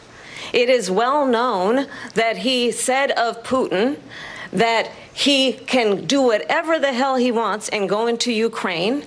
It is well known that he said when Russia went into Ukraine, it was brilliant.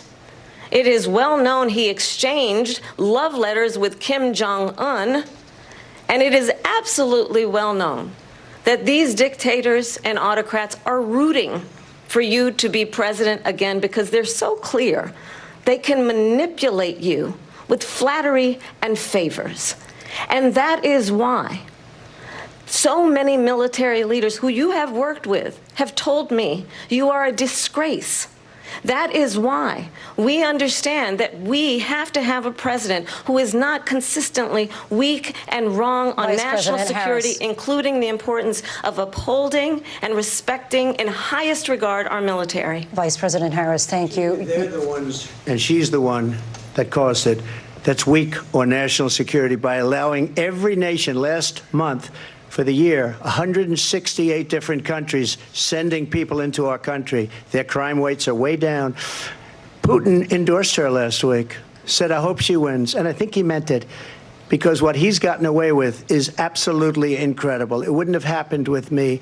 The leaders of other countries think that they're weak and incompetent, and they are. They're grossly incompetent. And I just ask one question.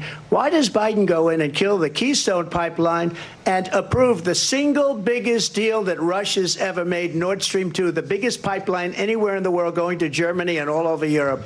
Because they're weak and they're ineffective. And Biden, by the way, President gets paid Trump, a lot of money. Thank you. We have a lot of issues to get to. We'll be right back with much more of this historic ABC News presidential debate from the National Constitution Center right here in Philadelphia. Back in a moment.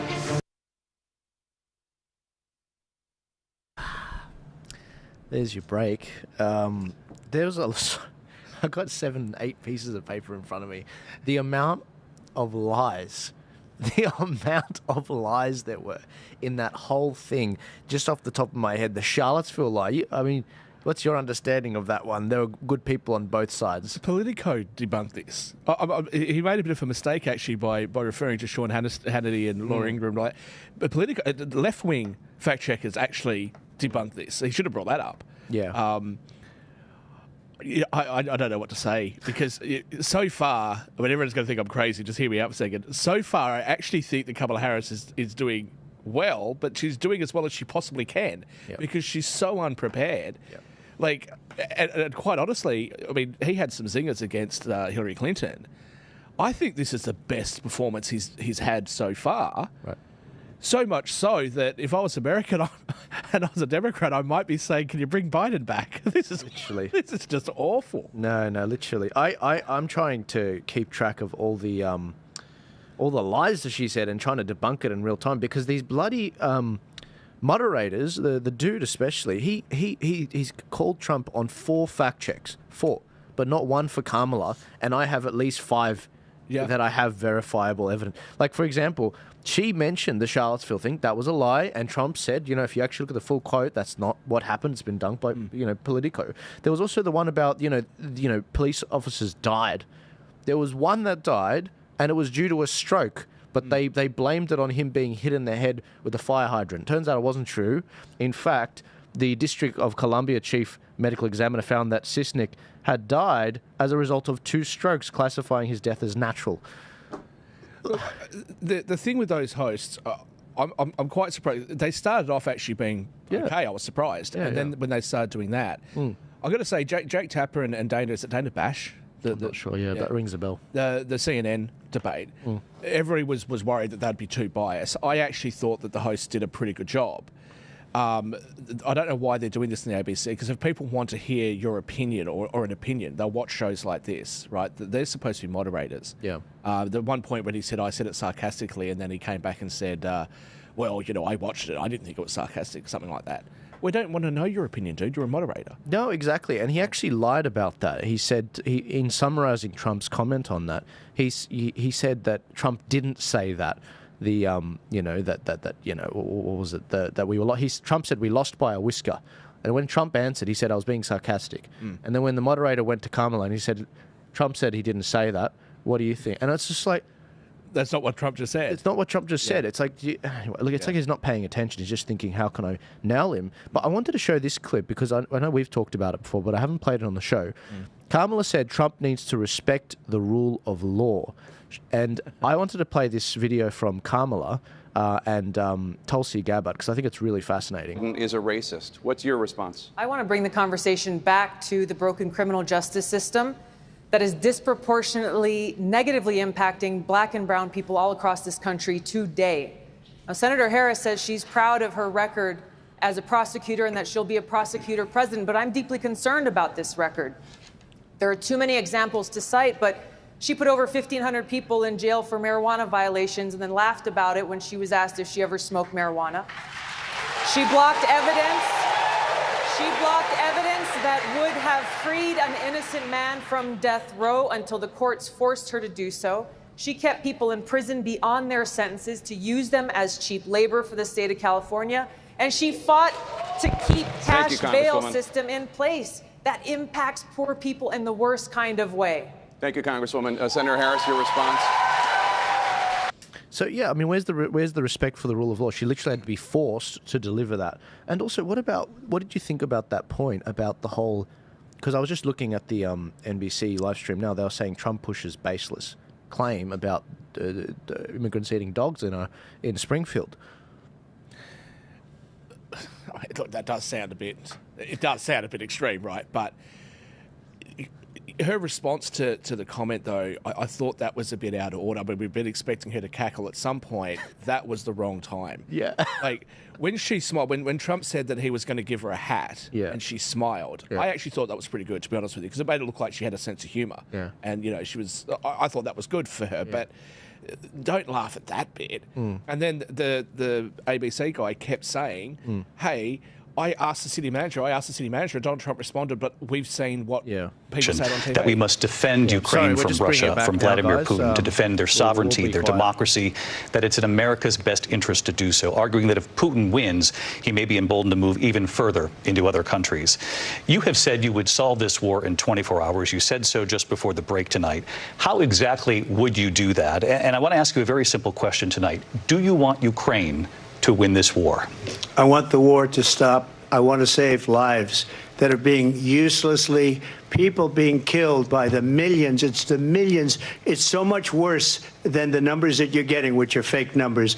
Look, we're in for $250 billion or more because they don't ask Europe, which is a much bigger beneficiary to getting this thing done than we are. They're in for $150 billion less because Biden and you don't have the courage to ask Europe like I did with NATO. They paid billions and billions, hundreds of billions of dollars when I said, either you pay up or we're not going to protect you anymore. So that's maybe one of the reasons they don't like me as much as they like weak people. But you take a look at what's happening. We're in for 250 to 275 billion. They're into 100 to 150. They should be forced to equalize. With that being said, I want to get the war settled. I know Zelensky very well, and I know Putin very well. I have a good relationship, and they respect your president, okay? They respect me. They don't respect Biden. How would you respect him? Why? For what reason? He hasn't even made a phone call in 2 years to Putin, hasn't spoken to anybody. They don't even try and get it. That is a war that's dying to be settled. I will get it settled before I even become president. If I win, when I'm president-elect, and what I'll do is I'll speak to one, I'll speak to the other, I'll get them together. That war would have never happened. And in fact, when I saw Putin after I left, unfortunately left because our country has gone to hell. But after I left, when I saw him building up soldiers, he did it after I left, I said, oh, he must be negotiating. It must be a good, strong point of negotiation. Well, it wasn't, because Biden had no idea how to talk to him. He had no idea how to stop it. And now you have millions of people dead, and it's only getting worse, and it could lead to World War III. Don't kid yourself, David.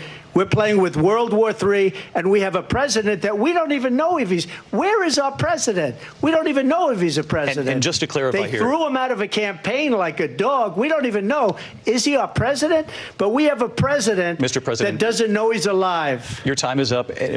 Just to clarify in the question, do you believe it's in the U.S. best interest for Ukraine to win this war, yes or no? I think it's the U.S. best interest to get this war finished and just get it done. All right. Negotiate a deal, because we have to stop all of these human lives from being destroyed. I want to take this to Vice President Harris. I want to get your thoughts on support for Ukraine in this moment, but also, as Commander-in-Chief, if elected, how would you deal with Vladimir Putin, and would it be any different from what we're seeing from President Biden? Well, first of all, it's important to remind the former president you're not running against Joe Biden, you're running against me. I believe the reason that Donald Trump says that this war would be over within 24 hours is because he would just give it up. And that's not who we are as Americans. Let's understand what happened here. I actually met with Zelensky a few days before Russia invaded, tried through force to change territorial boundaries, to defy one of the most important international rules and norms, which is the importance of sovereignty and territorial integrity. And I met with President Zelensky. I shared with him American intelligence about how he could defend himself. Days later, I went to NATO's eastern flank, to Poland and Romania. And through the work that I and others did, we brought 50 countries together to support Ukraine in its righteous defense. And because of our support, because of the air defense, the ammunition, the artillery, the javelins, the Abrams tanks that we have provided, Ukraine stands as an independent and free country. If Donald Trump were president, Putin would be sitting in Kyiv right now. And understand what that would mean, because Putin's agenda is not just about Ukraine. Understand why the European allies and our NATO allies are so thankful that you are no longer president, and that we understand the importance of the greatest military alliance the world has ever known, which is NATO, and what we have done to preserve the ability of Zelensky and the Ukrainians to fight for their independence. Otherwise, Putin would be sitting in Kyiv with his eyes on the rest of Europe, starting with Poland. And why don't you tell the 800,000 Polish Americans right here in Pennsylvania how quickly you would give up for the sake of favor and what you think is a friendship with what is known to be a dictator who would eat you for lunch. Vice President Harris, thank you. We've heard from both of you on Ukraine tonight. Afghanistan came up in the last hour. I wanted her to respond to something you said earlier, and please, I'll give you a minute here.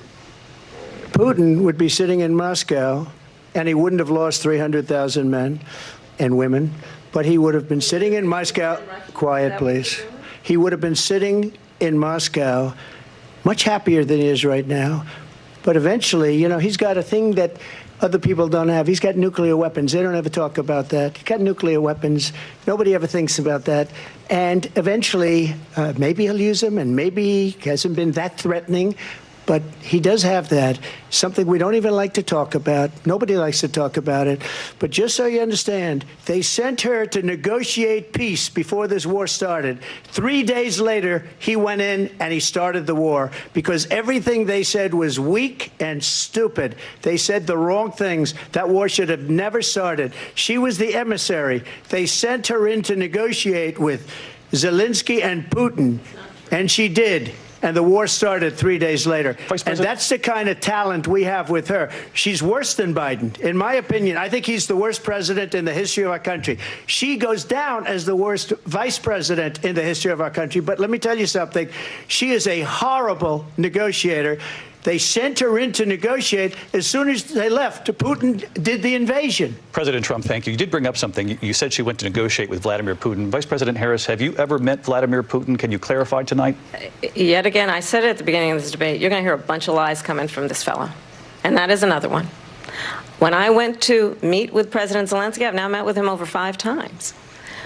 The reality is it has been about standing as America always should, as a leader upholding international rules and norms, as a leader who shows strength, understanding that the alliances we have around the world are dependent on our ability to look out for our friends and not favor our enemies because you adore strongmen instead of caring about democracy. And that is very much what is at stake here. The President of the United States is commander-in-chief. And the American people have a right to rely on a president who understands the significance of America's role and responsibility in terms of ensuring that there is stability and ensuring we stand up for our principles and not sell them for the benefit of personal flattery. We've talked about Ukraine and Vladimir Putin. I do want to talk about Afghanistan. It came up in the first hour of this debate. I want to move on to Afghanistan. Stoltenberg said Trump did the most amazing thing I've ever seen. He got these countries, the 28 countries at the time, to pay up. He said, I've never seen. He's the head of NATO. He said, I've never seen. For years, we were paying almost all of NATO. We were being ripped off by European nations, both on trade and on NATO. I got them to pay up by saying one of the statements you made before, if you don't pay, we're not going to protect you. President Otherwise, Trump. we would have never gotten it. He said it was one of the most incredible jobs that he's ever seen done. Thank you. I want to turn to Afghanistan. It came up in the first hour of the debate, and we witnessed a poignant moment today on Capitol Hill, honoring the soldiers who died in the chaotic withdrawal from Afghanistan. I do want to ask the Vice President, do you believe you bear any responsibility in the way that withdrawal played out? Well, I will tell you, I agreed with President Biden's decision to pull out of Afghanistan. 4 presidents said they would, and Joe Biden did. And as a result, America's taxpayers are not paying the $300 million a day we were paying for that endless war.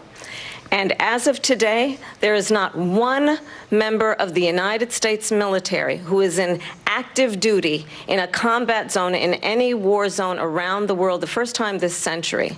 But let's understand how we got to where we are. Donald Trump, when he was president, negotiated one of the weakest deals you can imagine. He calls himself a deal maker. Even his national security advisor said it was a weak, terrible deal. And here's how it went down. He bypassed the Afghan government. He negotiated directly with a terrorist organization called the Taliban.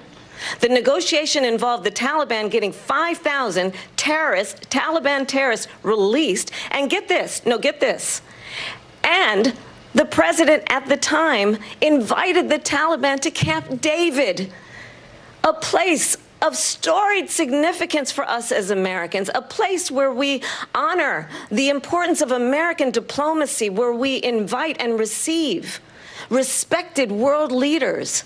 And this former president, as president, invited them to Camp David because he does not again appreciate the role and responsibility of the President of the United States to be commander-in-chief with a level of respect. And this gets back to the point of how he has consistently disparaged and demeaned members of our military, fallen soldiers, and the work that we must do to uphold the strength and the respect of the United States of America around the world. Vice President Harris, thank you. President Trump, your response to her saying that you began the negotiations with the Taliban. So if you take a look at that period of time, the Taliban was killing our soldiers, a lot of them, with snipers. And I got involved with the Taliban because the Taliban was doing the killing. That's the fighting force within Afghanistan. They don't bother doing that because, you know, they deal with the wrong people all the time. But I got involved. And Abdul is the head of the Taliban. He is still the head of the Taliban. And I told Abdul, don't do it anymore. You do it anymore, you're going to have problems. And he said, why do you send me a picture of my house? I said, you're going to have to figure that out, Abdul. And for 18 months, we had nobody killed. We did have an agreement negotiated by Mike Pompeo. It was a very good agreement.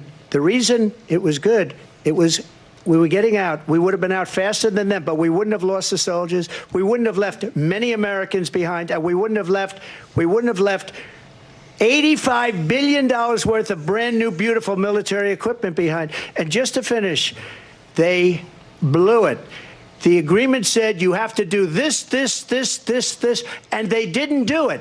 They didn't do it. The agreement was terminated by us because they didn't do what they were supposed to do. I want to move on. And these people did the worst withdrawal and, in my opinion, the most embarrassing moment in the history of our country. And by the way, that's why Russia attacked Ukraine, because they saw how incompetent she and her boss are.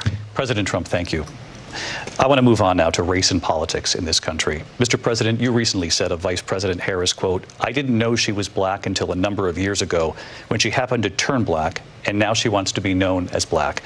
I want to ask a bigger picture question here tonight. Why do you believe it's appropriate to weigh in on the racial identity of your opponent? I don't, and I don't care. I don't care what she is. I don't care. You make a big deal out of something. I couldn't care less. Whatever she wants to be is okay with me. But those were your words, so I'm asking. I don't know. I mean, all I can say is I read where she was not black, that she put out, and I'll say that. And then I read that she was black, and that's okay. Either one was okay with me. That's up to her. That's up to her. Vice President Harris, your thoughts on this? I think it's, I mean, honestly, I think it's a tragedy that we have someone who wants to be president who has consistently, over the course of his career, attempted to use race to divide the American people. You know, I do believe that the vast majority of us know that we have so much more in common than what separates us, and we don't want this kind of approach that is just constantly trying to divide us, and especially by race. And let's remember how Donald Trump started. He was land, he owned buildings, and he was investigated because he refused to rent property to black families. Let's remember, this is the same individual who took out a full-page ad in the New York Times calling for the execution of 5 young black and Latino boys who were innocent, the Central Park 5. Took out a full-page ad calling for their execution. This is the same individual who spread birther lies about the first black president of the United States. And I think the American people want better than that, want better than this, want someone who understands, as I do, I travel our country. We see in each other a friend. We see in each other a neighbor. We don't want a leader who is constantly trying to have Americans point their fingers at each other. I meet with people all the time who tell me Can we please just have discourse about how we're going to invest in the aspirations and the ambitions and the dreams of the American people? Knowing that regardless of people's color or the language their grandmother speaks, we all have the same dreams and aspirations and want a president who invests in those, not in hate and division. Vice President Harris, thank you. Lindsay? President Trump, this is now your third time. This is the most divisive presidency in the history of our country. There's never been anything like it. They're destroying our country, and they come up with things like what she just said. Going back many, many years, when a lot of people, including Mayor Bloomberg, agreed with me on the Central Park Five, they admitted, they said, they pled guilty. And I said, well, if they pled guilty, they badly hurt a person, killed a person ultimately. And if they pled guilty, then they pled, we're not guilty. But this is a person that has to stretch back years, 40, 50 years ago, because there's nothing now. I built one of the greatest economies in the history of the world, and I'm going to build it again. It's going to be bigger, better, and stronger. But they're destroying our economy. They have no idea what a good economy is.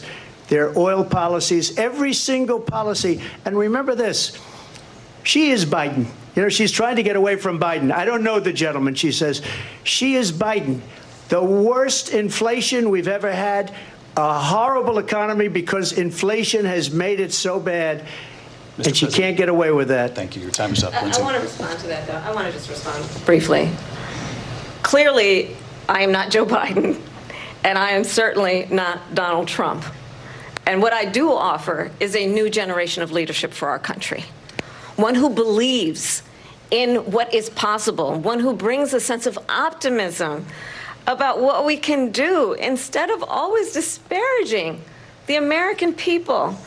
I believe in what we can do to strengthen our small businesses, which is why I have a plan. Let's talk about our plans and let's compare the plans. I have a plan to give startup businesses $50,000 tax deduction, to pursue their ambitions, their innovation, their ideas, their hard work. I have a plan, $6,000 for young families for the first year of your child's life, to help you in that most critical stage of your child's development. I have a plan that is about allowing people to be able to pursue what has been fleeting in terms of the American dream by offering a help with down payment of $25,000 down payment assistance for first-time home buyers. That's the kind of conversation, I believe, David, that people really want tonight, as opposed to a conversation that is constantly about belittling and name-calling. Let's turn the page Vice President and move Harris, forward. thank you. Let's turn to policy. President Let's Trump, turn back we to have policy. to move on. President Trump.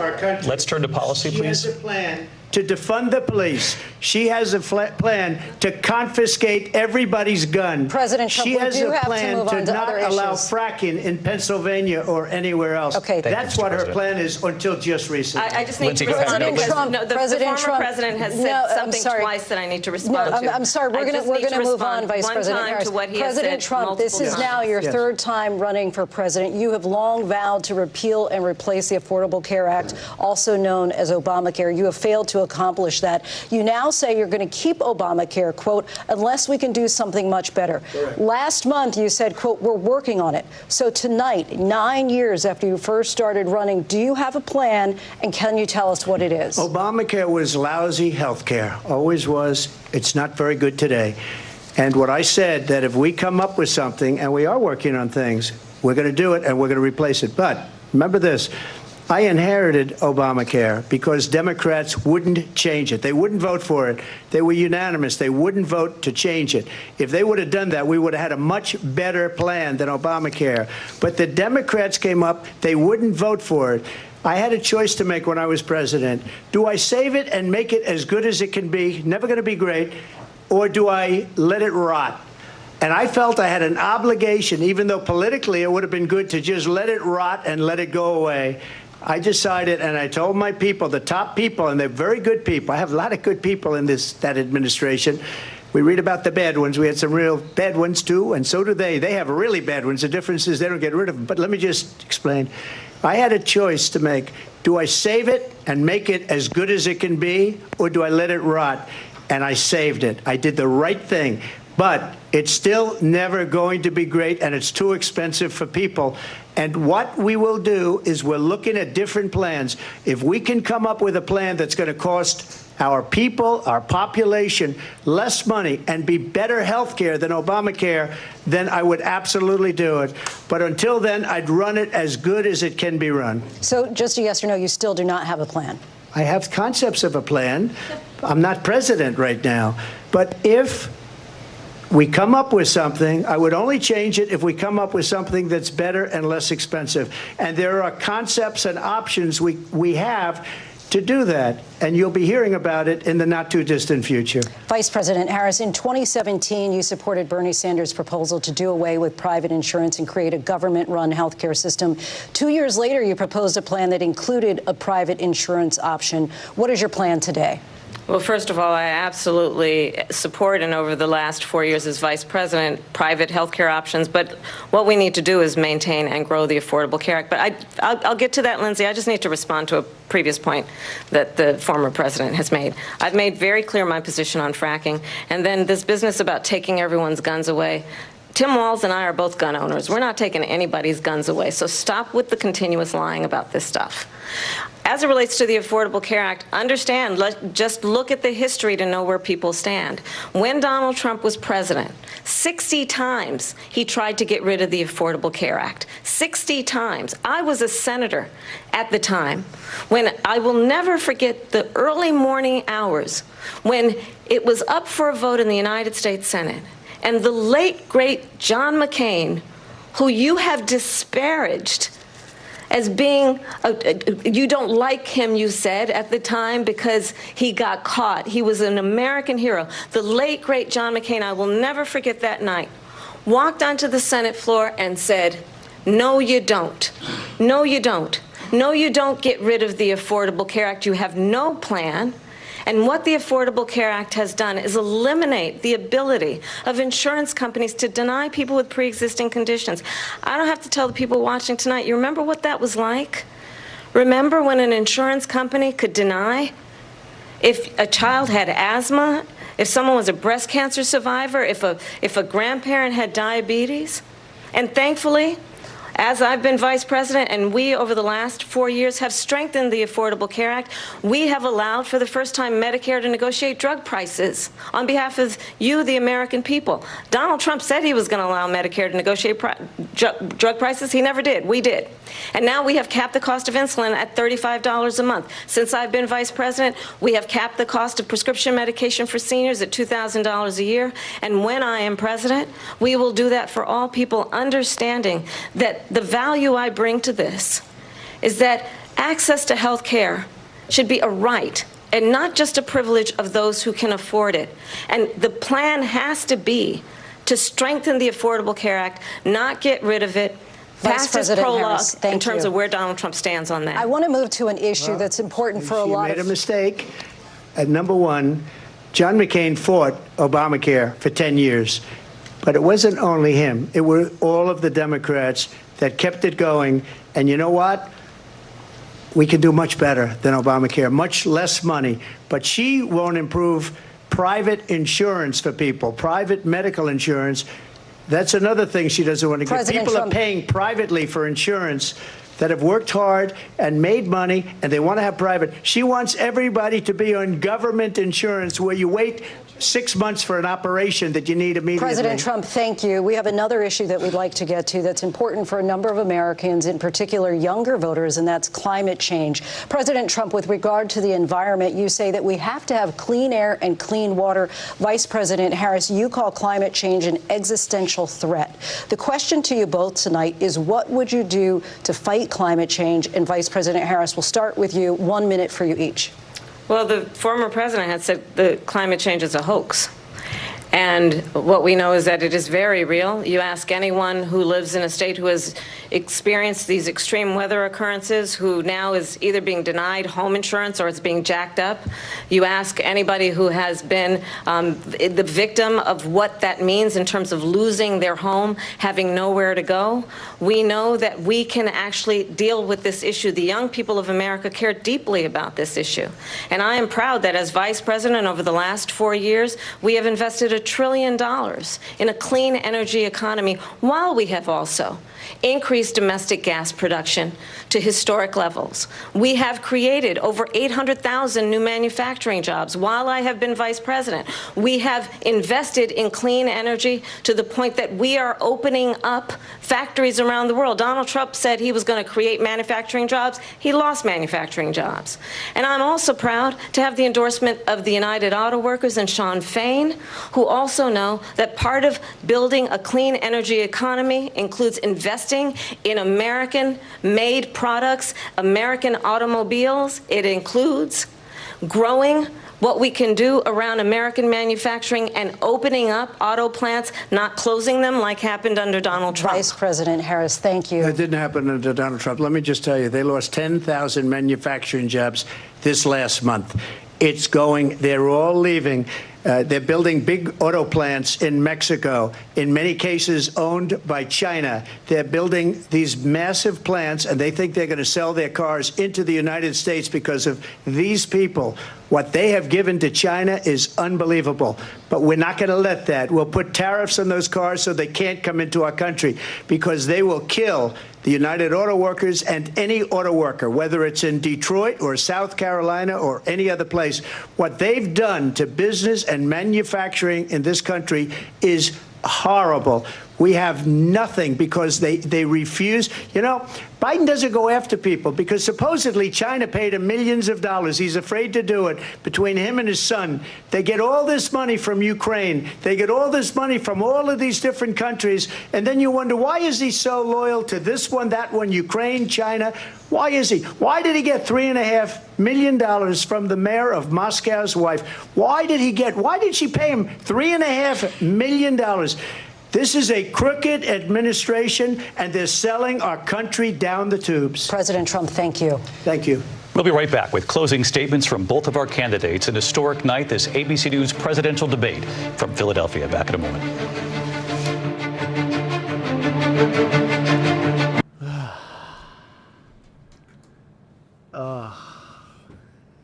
It's a 3v1. It's a 3v1. I got some cracker memes from the whole thing. I'm just going to bring up. What are your immediate thoughts on that?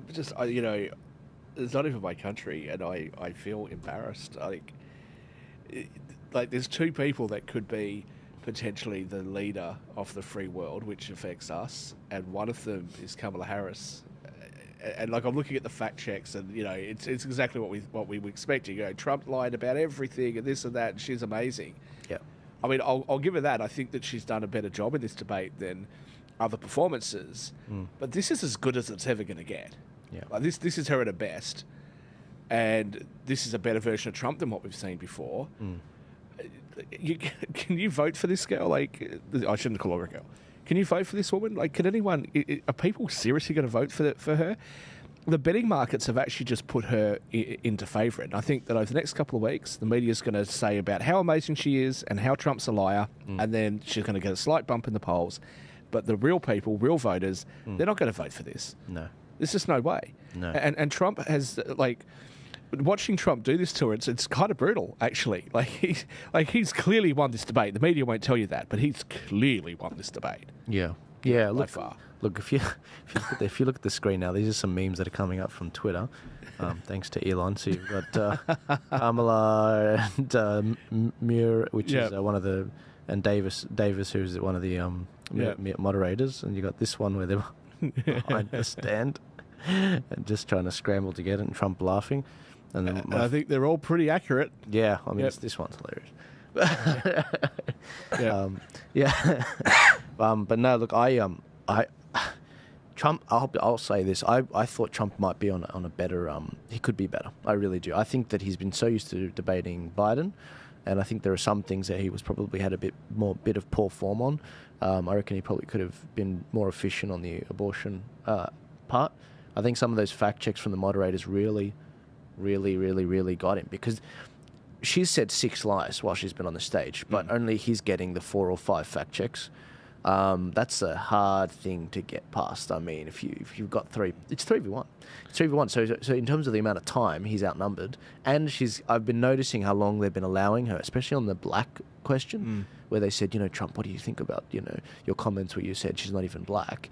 And he was very, very slow on that one. Very slow to find his feet on that one.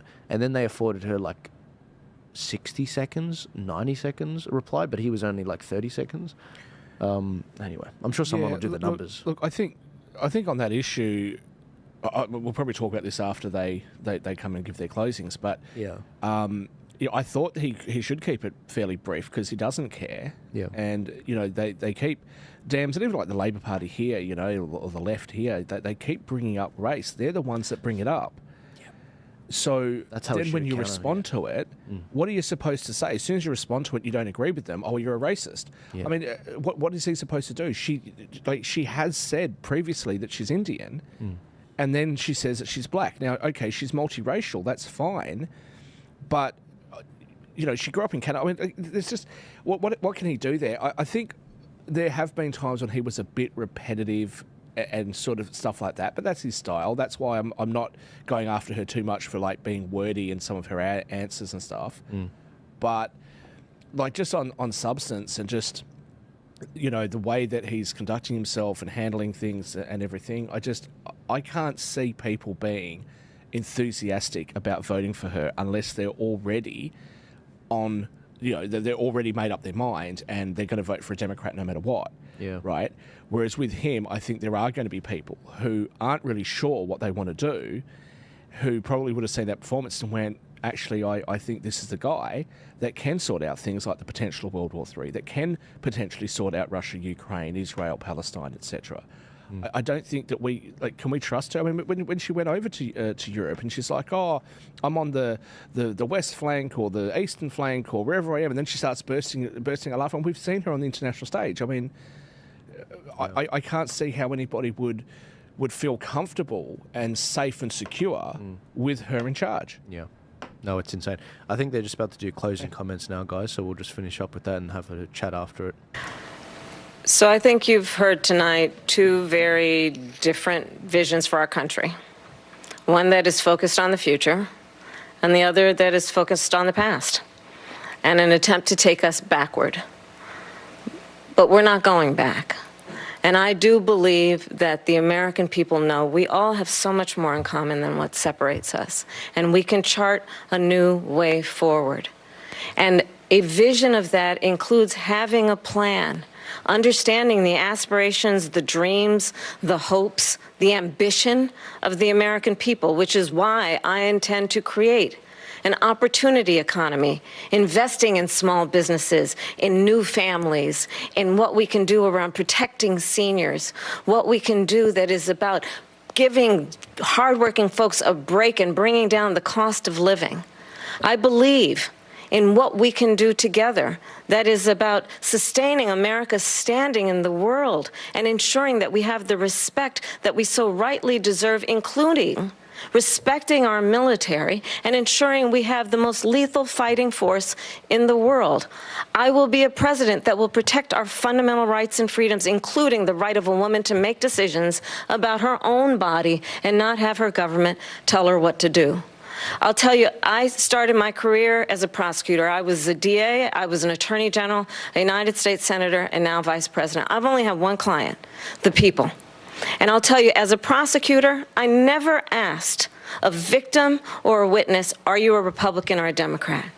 The only thing I ever asked them, are you okay? And that's the kind of president we need right now. Someone who cares about you and is not putting themselves first. I intend to be a president for all Americans and focus on what we can do over the next 10 and 20 years to build back up our country by investing right now in you, the American people. Vice President Harris, thank you. President Trump? So she just started by saying she's going to do this, she's going to do that, she's going to do all these wonderful things. Why hasn't she done it? She's been there for 3.5 years. They've had 3.5 years to fix the border. They've had 3.5 years to create jobs and all the things we talked about. Why hasn't she done it? She should leave right now, go down to that beautiful White House, go to the Capitol, get everyone together and do the things you want to do, but you haven't done it, and you won't do it because you believe in things that the American people don't believe in. You believe in things like we're not going to frack. We're not going to take fossil fuel. We're not going to do things that are going to make this country strong, whether you like it or not. Germany tried that, and within 1 year, they were back to building normal energy plants. We're not ready for it. We can't sacrifice our country for the sake of bad vision. But I just ask one simple question. Why didn't she do it? We're a failing nation. We're a nation that's in serious decline. We're being laughed at all over the world. All over the world, they're laughing. I know the leaders very well. They're coming to see me. They call me. We're laughed at all over the world. They don't understand what happened to us as a nation. We're not a leader. We don't have any idea what's going on. We have wars going on in the Middle East. We have wars going on with Russia and Ukraine. We're going to end up in a third world war, and it'll be a war like no other because of nuclear weapons, the power of weaponry. I rebuilt our entire military. She gave a lot of it away to the Taliban.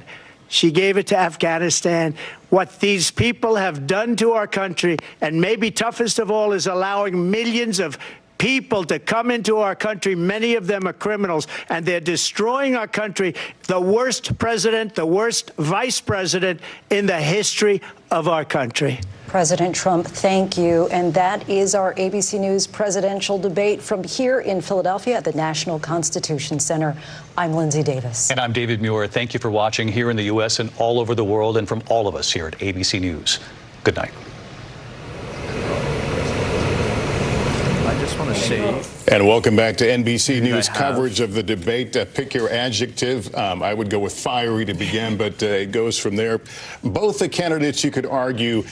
All right. I don't want their spin. I'm just curious who they bring on, like Tulsi Gabbard or someone else too. So I'll keep an eye on this just in case they, and I'll unmute it in the event that they have someone that's actually worth listening to. What's your general takeaway from all that? As I said, I think that's as good as you're going to get from Kamala Harris. As you rightly point out, Trump made some mistakes there. She made some mistakes there. I think when you look at it, I mean that closing, that wasn't a great closing, I don't think, from Donald Trump, to be honest with you.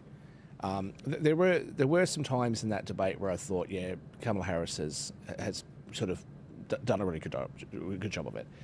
The abortion one, for example, it's hard for me to pick a winner on that issue because what she said was, I think, actually genuinely heartfelt. I really do. I think that when she talked about the victims of sexual-based offences, when she talked about miscarriages and bleeding out and stuff like that, that was pretty emotive. It's a complicated, difficult issue. One of the weak spots that I thought Trump had was in IVF. I had no idea what he's referring to about the Alabama stuff, where he got involved in that. So that made him look pretty good, and I thought that his response was really good. So it's hard for me to say who actually won on that, and that's probably the weakest point that I thought he would have had, especially with women voters, is abortion. So, yeah, even if you say that she won that part of the debate, I don't think she won it well enough to be able to swing voters. And as he rightly pointed out, even if she became the president, she actually doesn't have the ability to go and change the rules. Right. So it's confusing. Yeah, it's a tough issue. Yeah. She's saying that she can do stuff that she can't do. I thought he's come back on her. I mean, the question that he had back at her, which she didn't answer, was, would you green light abortions for 7, 8, 9, or after birth abortions? And she said, well, no, you haven't answered the question. It's like, okay, well, that's a nice dodge, but I think Trump, because you can't publicly say that, because she will lose too many votes. I think that's the calculation her and her campaign have made. Yeah, and it's a difficult one. I'm not going to tell you what my personal position is on abortion, but I'll just say this. I think that Republicans have overstated what these rules are in relation to these late-term abortions. Okay, and I did actually look into this a little bit. So I was like, are they seriously talking about like partially giving birth to a baby and then killing it? Is that seriously a policy? I think it's overstated and somewhat exaggerated. On the same token, I think the way that Democrats bring this issue up as if Republicans hate women, they just want to take choices away, and Republicans don't care if a woman bleeds out, is also overstating the actual real position that Republicans have. So it's a really hard issue. I'm glad that we're not facing that issue right now in our country. Whether you agree or don't agree with our rules, like, it's not something that's politically a thing at the moment. But yeah, America's just such a mess on so many different fronts. Yeah. So yeah, I think with Trump, one thing he was trying to highlight with that question was afterbirth, because he rightly pointed out that governor, I forgot the state, but that governor he mentioned, saying we'll discuss what to do with the baby after. I remember listening to that radio interview, and that is a problem. I mean, we do have that problem in Australia. We have this babies born alive problem where the legal question's over it, where if a baby survives an abortion and it's sitting on the table and it dies, it's savable if you administer to it, but it'll die if you don't administer some health to it because you haven't done the abortion properly or whatever, you haven't killed it properly. Then the legal question there is grey. That's the problem we face in Australia, and I know Jodie from Babies Born Alive, love Australia. That's their main issue. It's not a question of abortion. It's a question of there's whole babies being born alive that from these failed abortions. And, there's a legal grey zone in Australia, and I think that's what he was really trying to highlight. But also he was trying to get a firm, answer from her on 7, 8 and 9 months, because there is a calculation being made from her campaign that they will lose if they're talking about almost full-term babies being aborted. And he did say, look, I believe in the rule of 3, rape, incest, and one other. You should be allowed to do that. Life of the mother. Life of the mother, yeah. But this is where I think things are perhaps misconstrued or misunderstood on this issue. I don't think that many people and Democrats, it could be some extreme people, I don't think that they're actually saying, let's have an abortion. If it goes wrong, we'll just work something out. I don't really think that's the position they're taking. And in the cases where abortions have been taken, we're talking about things that are happening like really last minute, 9 months in, things like that. Normally they're talking about where something catastrophic has gone wrong. The woman's in a coma, she's just been in a car accident, something like that, and the procedure hasn't worked properly, and the baby potentially could be saved, but there's other things going on with the mother. Now, in that set of circumstances, I think that expressing a fear that doctors would be worried that if they do the wrong thing, they could go to jail, that is a problem. I don't know how to fix that. I'm not going to pretend I do. Make it legally clear. That's it. But on the issue of like late-term abortions, just because you've changed your mind, you can't be bothered, or you don't want to have the kid anymore, I think most people have a problem with that. But I don't think anybody's having a reasonable conversation in the United States about this, because what's happened is Republicans have sort of gone to this, in some cases quite extreme point, 6 weeks, that's it. And Democrats have gone, to hell with it. We should be able to abort the baby, 5 minutes after it's born. This is not where the people are. But as I said, in relation to that part of the debate, I think that her response, plus, she is a woman, so it was emotive. I thought that was reasonably effective. To be honest with you, I don't think it's going to change the election. I think Democrats have been banking on that being an issue that was going to change the election. I don't think it would. I think that's because they were basing it off what happened in, was it 2022 with the midterm elections, and abortion was a big part of it because Trump was the voice for it. So that's why they blamed Trump for that loss, actually. They ended up saying, we need someone more like DeSantis, or, so they actually blamed that loss on Trump and that he didn't help those down-ballot candidates by going too hard on abortion. But he rightly points out that Roe v. Wade has been a contentious issue in the US for decades, since it was first passed. And not only was it contentious, Democrats didn't like it. RBG didn't like it. So, even though she voted for it, she didn't like it. She knew it was a problem when they passed it. Now, we can all have our different views on abortion, but I think the issue here is under the Dobbs decision. Do you want it to go back to the states so the people can decide, and you just have to respect that people will vote for things sometimes that you don't like? Yeah. Or do you want the federal government to pass a law? Or do you want the legislature to have nothing to do with it and just let the judicial branch create laws? Yeah. What do you want here? And I feel like, given the United States, the way the United States works and how their country is structured, this should be a states issue. Yeah, I think Trump could have made that point a little harder. He did say it, and but I reckon he should have. There's a few times there where he should have gone on the attack more, but not aggressively. Like, he should have said, Kamala doesn't believe in democracy. What that decision did, what those justices did, passed it down to the states. I want to know why you don't believe in democracy. Don't you think states should have their own sovereignty? Don't you think that this left-wing state should be able to pass a very extreme version of abortion just like you want? And don't you think Republican states should be able to do what they want? I mean, that's called democracy, and you're anti-democracy, and yet you attack me for being anti-democracy. I just felt like they were just timed. Obviously, Trump's Trump. He's not, a 28-year-old, a 27-year-old bloke. He does very well. But I think, moving across to other topics, I really think there were some soft points there where he could have been a little bit sharper. I mean, another one was, he did Project 2025 pretty well. I mean, he didn't spend too long on that. They didn't spend too long on that. Bringing us together, he could have been way better on that. Before we went to the closing comments, she was saying, Trump's, divisive and this and that, and she was talking about the black, he's racist towards black people and all that sort of thing. I felt like he could have gone back and said, since Obama, race relations have been at a record low.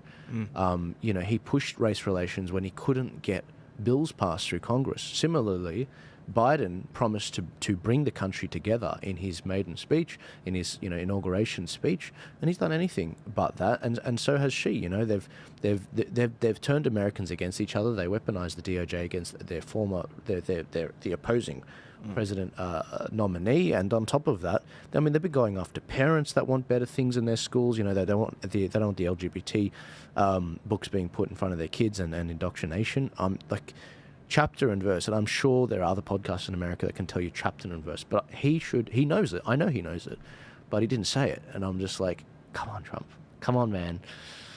He maybe was concerned about, like with Biden, if you come against Biden too hard, then you're going to look like a bully. Yeah. If you come against the first black woman presidential candidate, do you know what I mean? Like, maybe I don't know. I'm speculating, but maybe that was why he held back.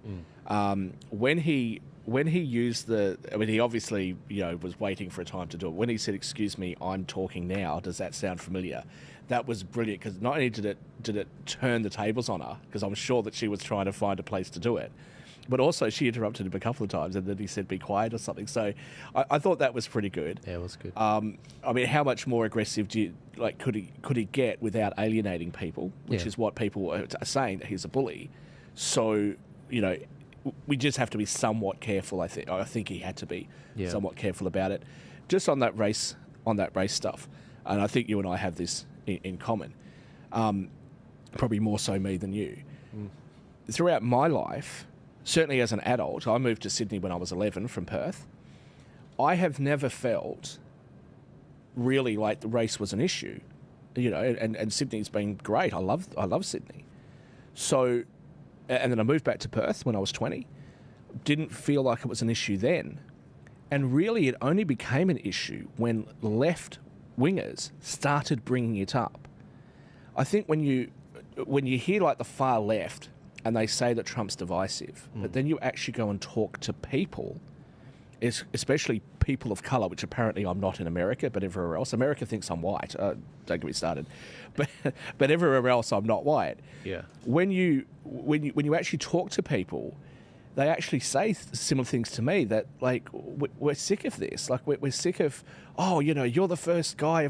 Like, go away. Like, we don't want to bring this up. So I think that the divisiveness, people will say the divisiveness comes from the left. I mean, look at the Voice campaign here in Australia. Yeah, that was an absolute disaster for this country. Yeah, and it was very divisive, and they haven't given it up. They're now trying to get states to do what they couldn't get a federal referendum to do.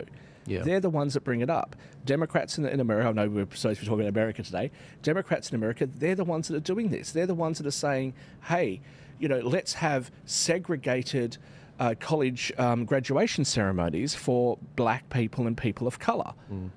Okay, so do you think that ending segregation was a bad idea then? Like, what are we talking about here? Yeah. So I think Democrats have an uphill battle on that one, actually. Yeah. No, look, I think it's a very interesting topic, the question of race relations. I mean, if you look back when it came up, it was mainly 2011 where it really took off, because with the increase in social media use, we saw a lot of these buzzwords, both in the media's articles, but also in social media. It drove a lot of this traffic, including black men being shot by white police officers. And they found that the mainstream media found that these sorts of videos had a much better engagement, especially with women, especially with white women in America. And so they pushed more and more of that. In some of these shootings, they're old shootings, but it drove traffic to their ads through their articles and whatever. Now, look, no one here is saying that black men should be able to be shot by white police officers. That's silly. But if you actually look at the numbers, black unarmed men that are shot every year in 2020, I think it was or was it 2019? I think it was 16 were shot, and there's like 5 million or something police interactions every year that police officers have, probably more. And just on that, sorry to interrupt. That's right. Just on that, these are automatically subject to review. Okay, it's really rare that it's an unprovoked. I mean, like George Floyd, we can argue about whether or not they killed him or whatever. People have different views on that, but the idea that I think Democrats are trying to push out there is that, like, a white cop can just walk down the street, see a black guy, just go bang.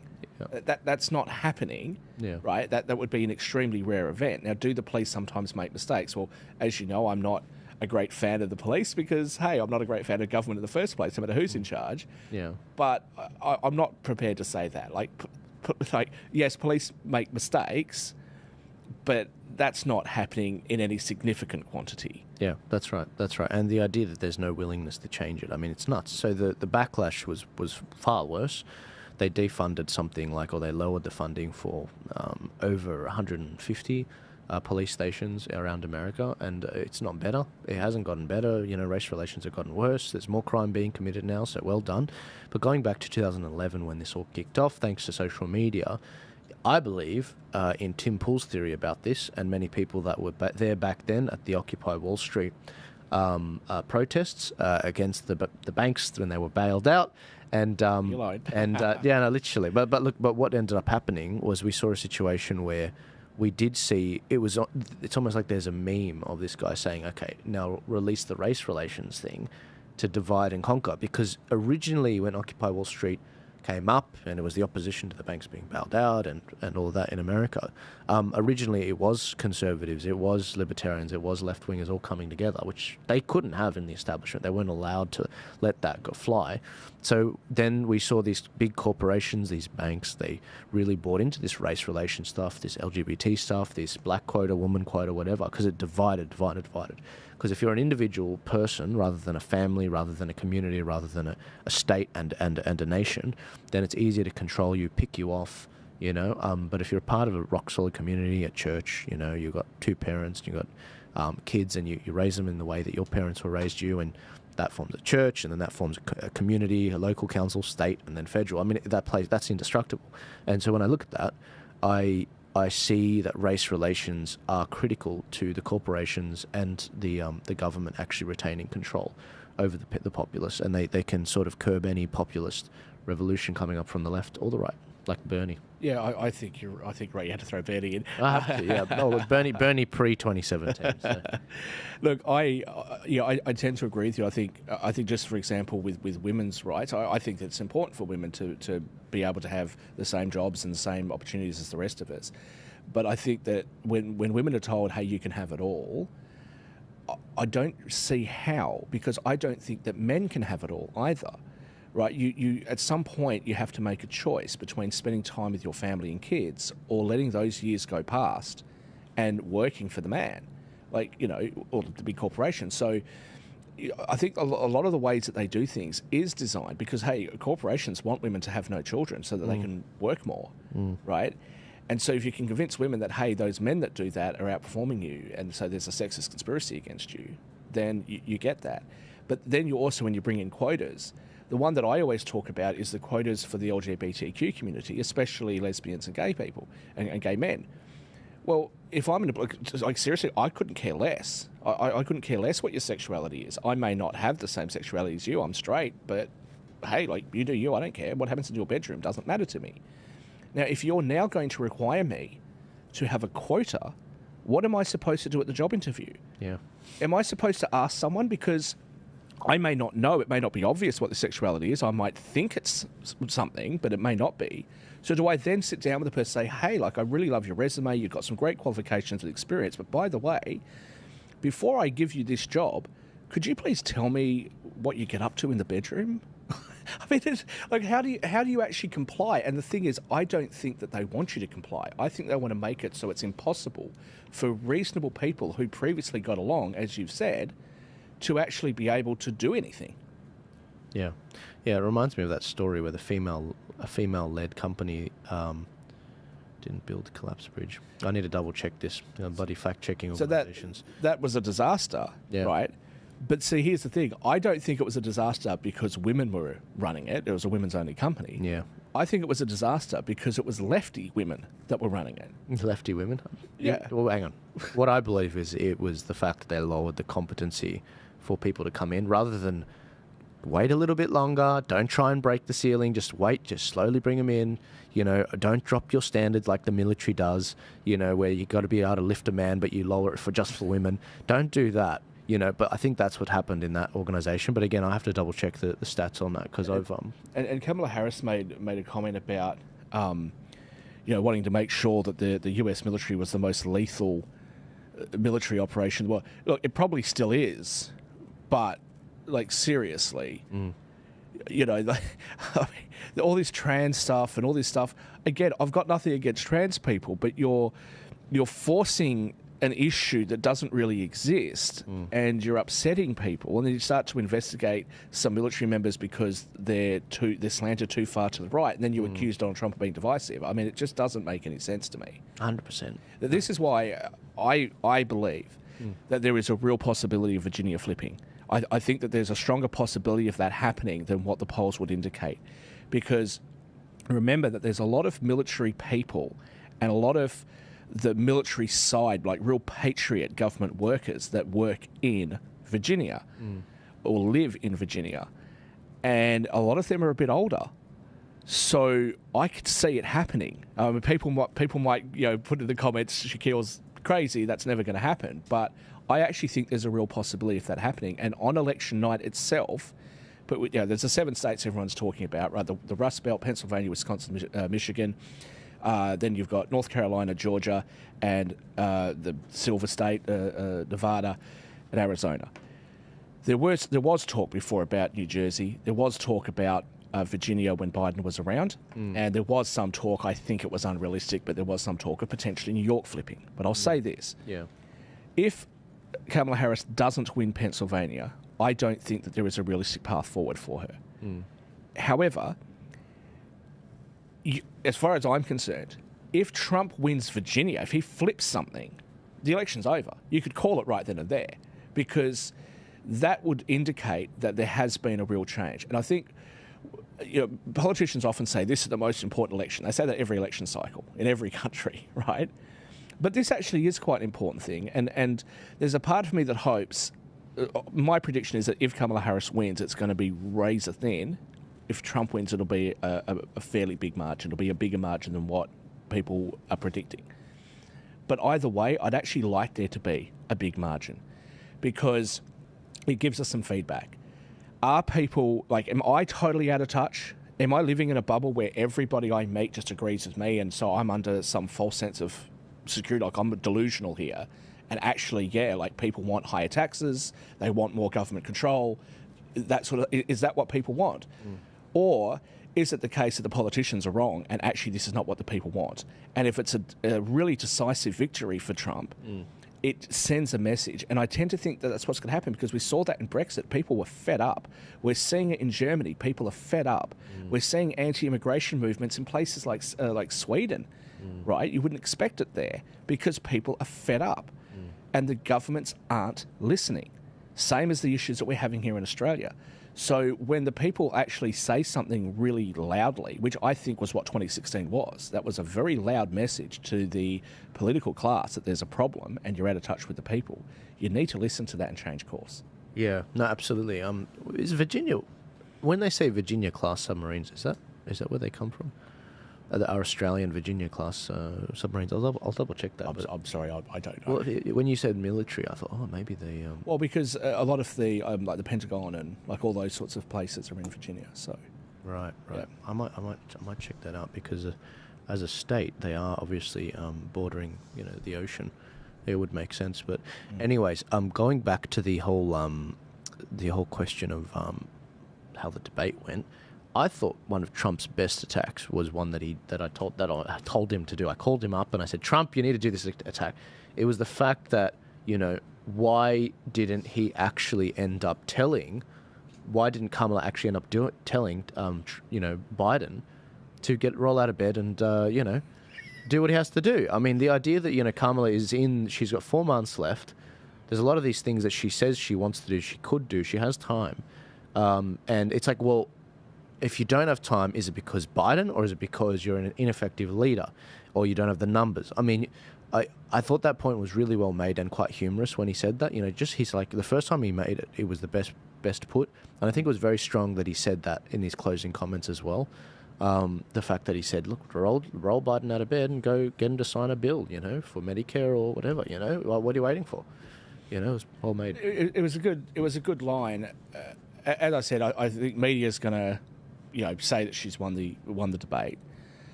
And to be fair, I think that she did a reasonable job of it. But here's the issue. Voting's not compulsory. The Trump supporters and the Trump base and the people that have flipped to him already, they're not going anywhere. Nobody's really like a diehard Harris supporter.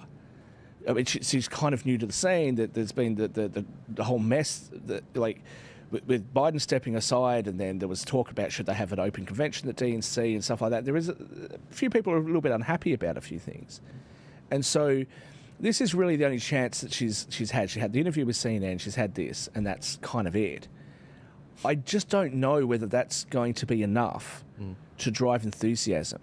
So it may well be the case that neither of these two candidates will actually change anyone's mind, but it may be the case that the people that would vote for Harris maybe just they're just not enthusiastic enough. They just don't want to. They just don't want to. I mean, there have been some elections here where I've just gone and just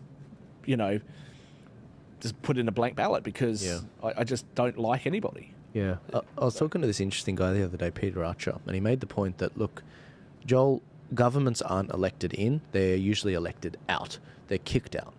So the incumbents usually have that problem where, they're thrown out rather than being given an extra term. If you can't say, which was the first question that Kamala was asked, are you better off in these last 4 years than before that? If you can't say confidently yes as a voter, then I think that sends a very powerful message to people in every community, especially the black community, because Trump failed to mention when he was attacked on the black thing, we had record low black unemployment. I mean, he should have quoted Dave Chappelle when Dave Chappelle said, look, Trump, he was attacked. They said it's the end of democracy. And you know what happened? I got a tax cut.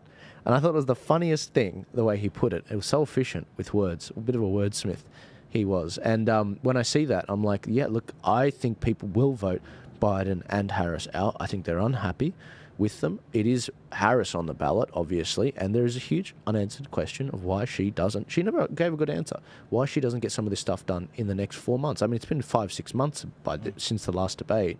It's been 2 months. So it was 5 or 6 months that we've known she's the candidate. They've had their convention and she's done nothing.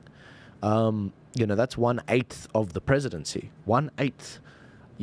Get something done. And I think people are asking that question. She actually, there was an interesting moment in the debate where Donald Trump said something along the lines of, everybody knows what I'm going to do. I'm going to cut taxes. I'm going to lower regulations. Like, everyone knows what I'm going to do because I did it. And then she responded with, Donald Trump has no plan. And all of these top economists around the world says that what he's going to do is going to explode the deficit, and there could be a recession next year. Look, I think that there's a possibility there could be a recession anyway next year. I mean, people were saying that last year. So that there is a possibility that's going to happen because the US has got something also that wasn't brought up today, an enormous amount of debt. I mean, it's unfathomable how much debt they've got, right? And they're adding $1 trillion. That's almost the economy of Australia every 100 days. I mean, it's out of control over there. Eye-watering, yeah. Just to put it in perspective, the unfunded liabilities, if you go to the debt clock, people say that figure's a bit inaccurate, but that shows unfunded liabilities of 170 trillion on top of the 35 trillion they already owe, plus they're adding $1 trillion every. This is craziness. And this, by the way, the Social Security Trust Fund and Medicare Trust Fund, that starts running out of money soon, like 2028, 2030, 2032. Like, this is just going to be a monumental problem. So Kamala Harris says he's got no plan, and this is what all the economists say. Well, and then Donald Trump said something which I actually wasn't sure. I didn't know where he went. He went to the Wharton School of Finance. I didn't know that. I thought he studied something else. So I thought that was interesting. But yeah, I mean, she's, on the one hand, she doesn't want to own the Biden stuff that for the last 3.5 years. She says that she's got this amazing plan, but nobody knows what it is. Yeah. Up until recently, there was no policy positions on her website. What I can't say, you know, when I talk to people, and look, I respect people don't like Donald Trump. I get it. Like, people don't like him. Fine. That's, everyone's entitled to their view. But I hear when people say to me why they're voting for Donald Trump, they normally, and this has just been my experience, they'll normally say because of this or that, the CARES Act, for example, right to try. You know, he strengthened the Environmental Protection Agency. There's a lot of things he got no credit for. You know, he passed something to exonerate predominantly black men who'd been, you know, convicted of like fairly minor crimes, doing life sentences, things like that. So he did a lot of things while he was there. And, you know, he doesn't get an awful lot of credit for it. But when I talk to my American friends, they'll often bring that up when they're saying why they want to vote for him. When I speak to people who want to vote for Kamala Harris, I'll ask, okay, so like why? And it's sort of a trick question because they can't tell you what policies they like because she hadn't released any. But they'll say things like, well, you know, she's a black woman. Or Donald Trump's, you know, a horrible person. It's like, hang on, that's not surely that's not what you should be voting for. They really struggle, I think, to articulate a good reason why you'd vote for her other than not liking Donald Trump. Yeah, that's probably one of the reasons that really doesn't give me entire confidence about America's elections. It's the fact that, yeah, I mean, I see that we've all seen these videos where it's like, okay, what do you like about her? And it's like, well, you know, she's black. She's a woman. Can you name one policy you're excited about that she's doing? Nothing. There's complete nothing. You know, we got to get Trump out. It's like, it works. What they're doing, it works. I mean, in terms of, I mean, forget about, you know, saving America and the world. I mean, like, have we lost it already with this? Sorry to blackpill the audience, but you look at that level of, no, look, maybe those are the only videos you see because it's skewed and people only share the stupid things. Maybe that's what it is. We're just seeing like a small sliver of the internet, and we're not seeing all those cuts that they did with the people that wouldn't get the views. Whereas, like, well, I think she was really good on XYZ. I think her no tax on tips thing was good. Maybe all that was cut out. That wasn't hers. That was Trump's. Exactly. But maybe that stuff never made the cut, and that's why I look at this and I'm like, okay, well, it's been procured by conservative people online with these videos that they choose to get up so they get the most views from their base. I mean, you know. So more of my family and friends live in California than anywhere else. So I actually have some Republican friends in California. Yeah. But I do have friends all across the United States. So, yeah, I totally hear what you're saying on maybe we've got biased information from what we view online. But I've actually asked them, and this has been the sort of responses that I get from people. To more in-depth issues, it's very difficult, I think, for people to be an expert on everything. Unless you're a politician, then you know everything. But otherwise, it's very hard.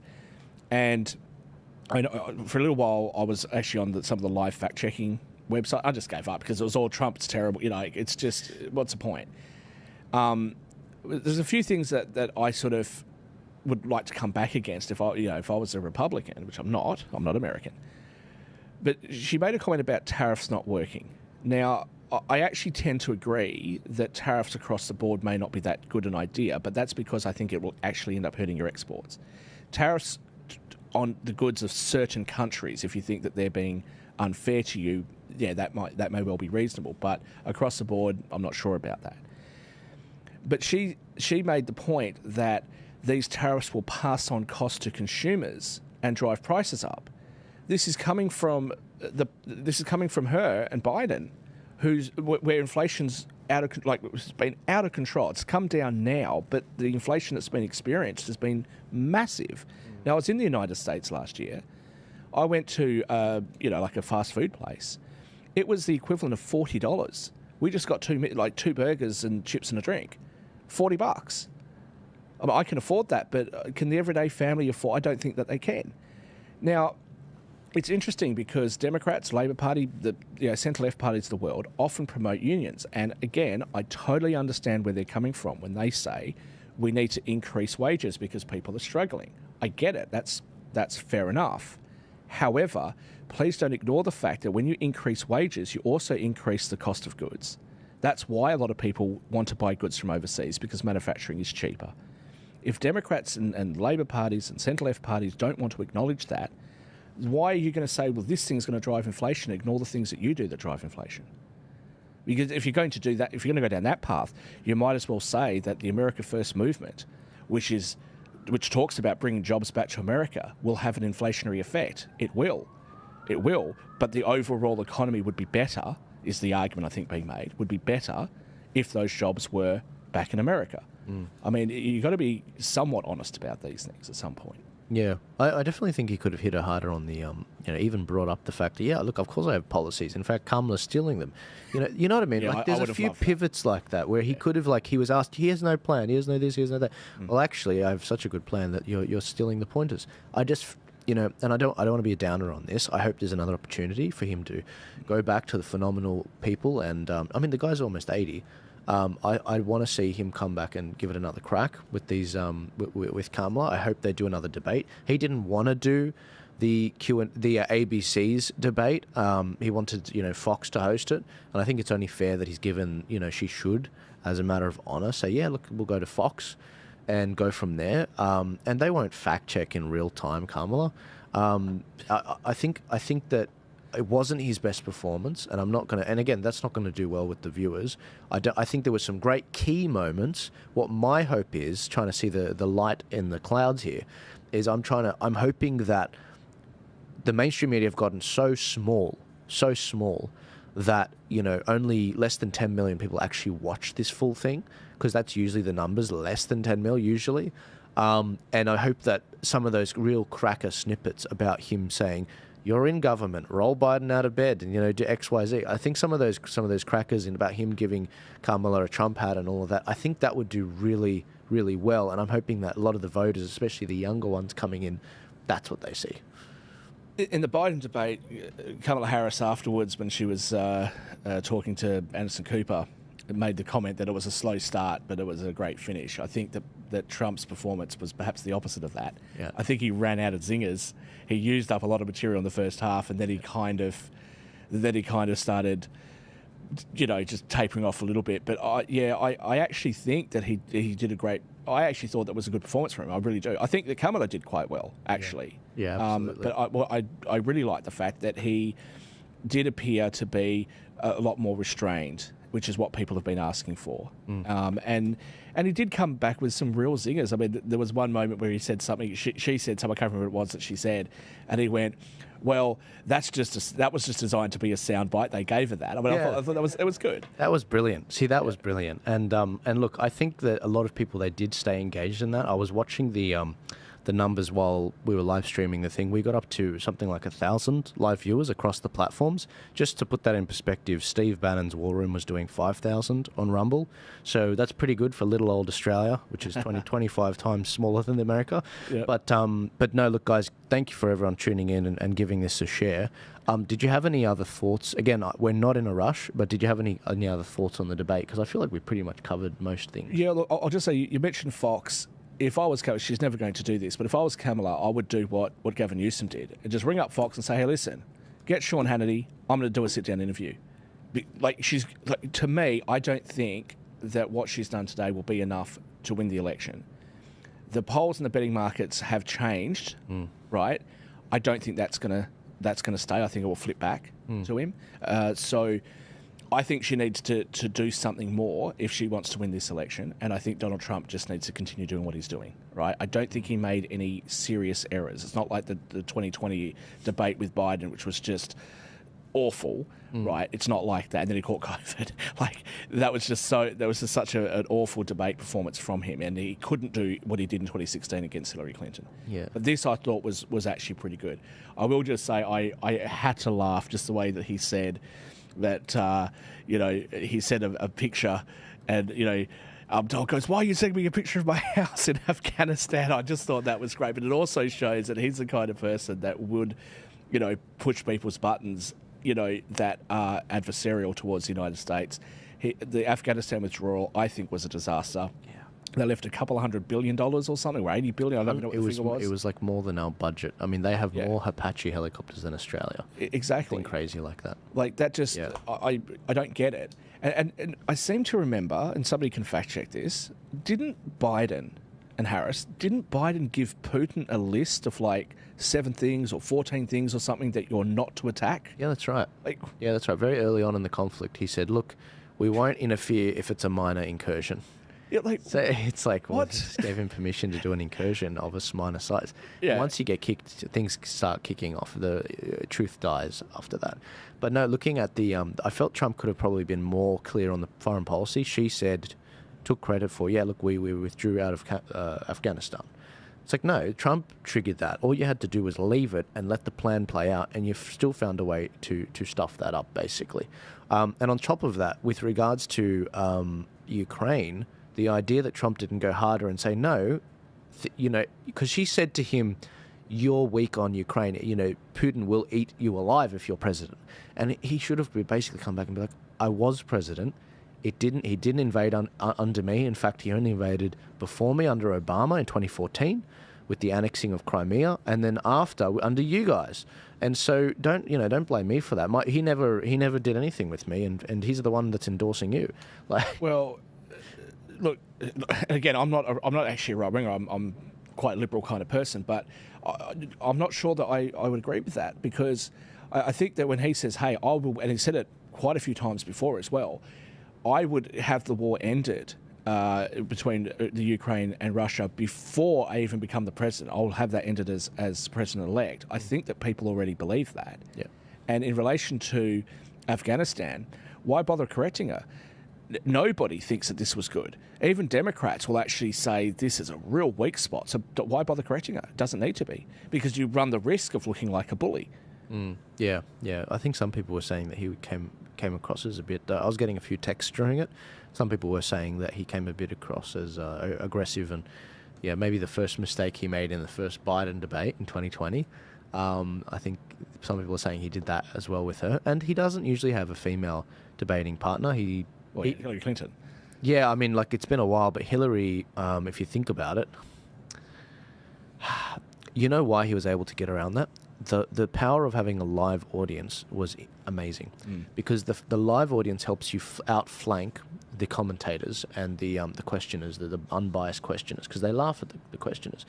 Even when there was a live audience and, they were laughing at him on certain things, he managed to turn that against the against them, and he was like, see, that's all of the Republicans' donors, the establishment guys. He had a way to bounce off people that would allow him to circumvent the commentators, because the commentators, they've got the audience behind them. I mean, it's a vulnerable position.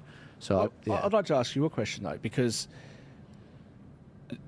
look, I thought, look, he's an aggressive person in the first place. So I think that expecting him to be like Obama, for example, and be charming, or Bill Clinton, who was very charming and charismatic, that's not who he is. And if he was like that, it would look kind of fake. As I said, I don't really, I don't know, maybe I'm biased. Maybe I've all of a sudden become some hard right-winger. But I'd like to ask you a question, if you don't mind. I think that Donald Trump won the debate, but I don't think the media will say that. And it's not like the last debate with Biden, where it was impossible for anybody to say that Biden won it. Who do you think won this debate? It's hard to say. It's hard to say. I won't know until. I mean, first off, it doesn't matter what I think. You won't know until election night. That's great. No, not at all. Give it a week. Give it a week. I want to monitor, see what goes viral, what doesn't. I want to see the response from people. I want to see what some of the left-wing commentators like Cenk Uygur from the Young Turks and some of the other left-wing on say. They'll come out and scream and carry on. But do you notice that Anna Kasparian recently has started, like, hang on, that's not the position Republicans have. I mean, I'm halfway expecting her to flip at this point. I think she's a little bit fed up. It's funny because I don't know why that's happened. I haven't watched enough of her recently in the last 4 years, but I think motherhood has really helped her have be rooted a bit more in reality, because once you have a baby, it's like, okay, my needs come second. And I think that's anathema to left-wing thinking. It's my needs come first. That's why they're comfortable, with not even saying ardently, yep, full-term abortion even after. That's wrong. We should do something about it. I think that, communism and democratic socialism, I think it breathes me. And I think that with her, it's just a matter of time. But I think she'll always retain that sort of left-wing background, a bit like Jimmy Dore. But she will go like the way Jimmy Dore is, and Tulsi Gabbard, yeah. But it's very interesting because, you make that comment about when people have kids. And look, when people get older, they tend to move more towards the right anyway, from, perhaps naive ideals that they have when they're younger. But, who do you really trust to be about families? Is it Democrats or is it Republicans? Yeah. I think that Democrats are very top-down, right? And left-wing thinking today is very top-down. I mean, Paul Keating had a crack at John Howard many years ago when he's in Parliament, where he said something along the lines of, here's a man that goes on about families, but he doesn't believe in family support. That was pretty powerful. Now we've got things, I'm sort of going off the topic a bit, but like Anthony Albanese is talking about, putting restrictions on social media use. Now, I agree. I just don't think that he should be doing it. That shouldn't be government's job. Right, so the sort of overreach into parental rights, the overreach into, hey, I don't want my children to learn certain things at a certain age in school, and the government comes and says, no, you're going to have to. Like, that kind of overreach, I think, is offensive to families, because families, I believe, are the cornerstone of our countries, and the parents should be able to make decisions, whether we agree or not, within reason, should be able to make decisions for their kids. So Democrats aren't doing that. And that goes into that me, as opposed to thinking about a family unit. Yeah, there's too many laws. I mean, the idea that, every time, I think it was Thomas Sowell who said this, every time if you see something wrong, you say there really ought to be a law against that. You hold freedom in very low regard, and you'll be strangled by those very laws that you've basically said, yeah, there ought to be. A man like that, he should never have been able to get behind the wheel of a car like that, or XYZ. Yeah. Eventually, you get tightened by this noose you've made for yourself. But going back to, because I don't want the audience to think that I'm dodging the question, I think Trump could have actually done way better, because I've seen him in other debates. I've seen him on with hostile commentators before. I think the commentators did make a big difference in this. Whether that lands or whether that, just as Trump being too aggressive with Biden or Kamala could hurt him, or did hurt him in 2020 with Biden, those commentators might have actually helped him by being too hard on him. And maybe people gave him a big pass. Now, I can't answer that, and it's actually frankly irrelevant what I think. But I just know that they asked him 4 or 5 fact checks. They said to him, no, it's like this. Anyway, Kamala. And then they would just pass by it. And whereas with her, there were clear at least 4 to 6 verifiable lies that, as you said, have been debunked by Politico, like the Charlottesville one and the death of the Capitol. I think it's disgusting the way that she can just get away with that, and the ABC moderators are like, yeah, no worries. But it might actually help Trump. I think it might. In the last debate with Biden, there was a couple of points, I can't remember exactly what was asked, but he just didn't answer the question. And I remember saying, screaming at the TV, going, answer the question. Yeah, but that is him. I think he did a better job. There was a point when Kamala Harris had sort of laughed, and then so you're not even answering the question or something, and just that moment I thought they looked like a couple getting divorced in front of the family court just at that moment. But look, there's a few things which I know are too subtle, I think, for anyone to bring up, but she talked a lot about wanting to raise and lift the middle class. Lift them to what? Because you hate the rich, according to you. You want to tax all the billionaires, according to you. So you want to lift them into the wealthy status and then take everything they've got. Is that the plan? I don't get their position. She also talks a lot about he wants to give tax cuts to billionaires. The thing with the United States is because of how progressive their tax system is, the top 10% of the country pays 50% of the taxes. The top 50% pays 90% of the taxes. Right. Any tax cut that you give is going to disproportionately affect the people that are disproportionately paying it. So if you want to make the argument that you want to keep taxes the same or increase them in order to redistribute wealth, which is how they used to describe this, then go and make that argument. But don't gaslight us all. That's right. As I said, I think whoever people think won this debate, I don't really think it's going to change anything. And because I don't think it's going to change anything, Trump was already looking like he was regaining the lead and he was likely to win. Based on that, if we all agree that nobody's mind would be likely to have been changed by this and swing voters may not be changed, may not have changed their minds, then well, I don't know why the betting markets have moved her into favouritism, because what happened just then that was so compelling that you go, oh, awesome. Yeah, let's see. I want to bring up this point because I think you guys will, you will definitely like me bringing this up. I have the endorsement of 200 Republicans, she said, like Mitt Romney and a bunch of others. I thought that was hilarious how Trump replied. He said, I fired most of those people. That's right, all these rhinos. They didn't, whereas Kamala and Biden didn't fire anyone, especially associated with the Afghanistan withdrawal. You know, he said, I would have fired all the generals there that were associated. And I thought that was brilliant. I thought, you know, like, who cares if you got Republican? Like, of all the points you could have made, you could have said, like, all the unions support me, all the, mothers. She can't say that because she started to lose some of the unions. Right. Yeah. Right? Yeah. You had union people at the RNC. Yeah. The head of Slutwalk, whatever it was, from California, was at the RNC. I mean, she can't say that. But just on the Republican point, I thought that was actually a really weak thing for her to say in the first place. Yeah, I don't know why she went there. Because when Donald Trump came in back in 2016, he was this anti-establishment person, not just anti-establishment with Democrats, but he was anti-establishment within the Republicans. Right.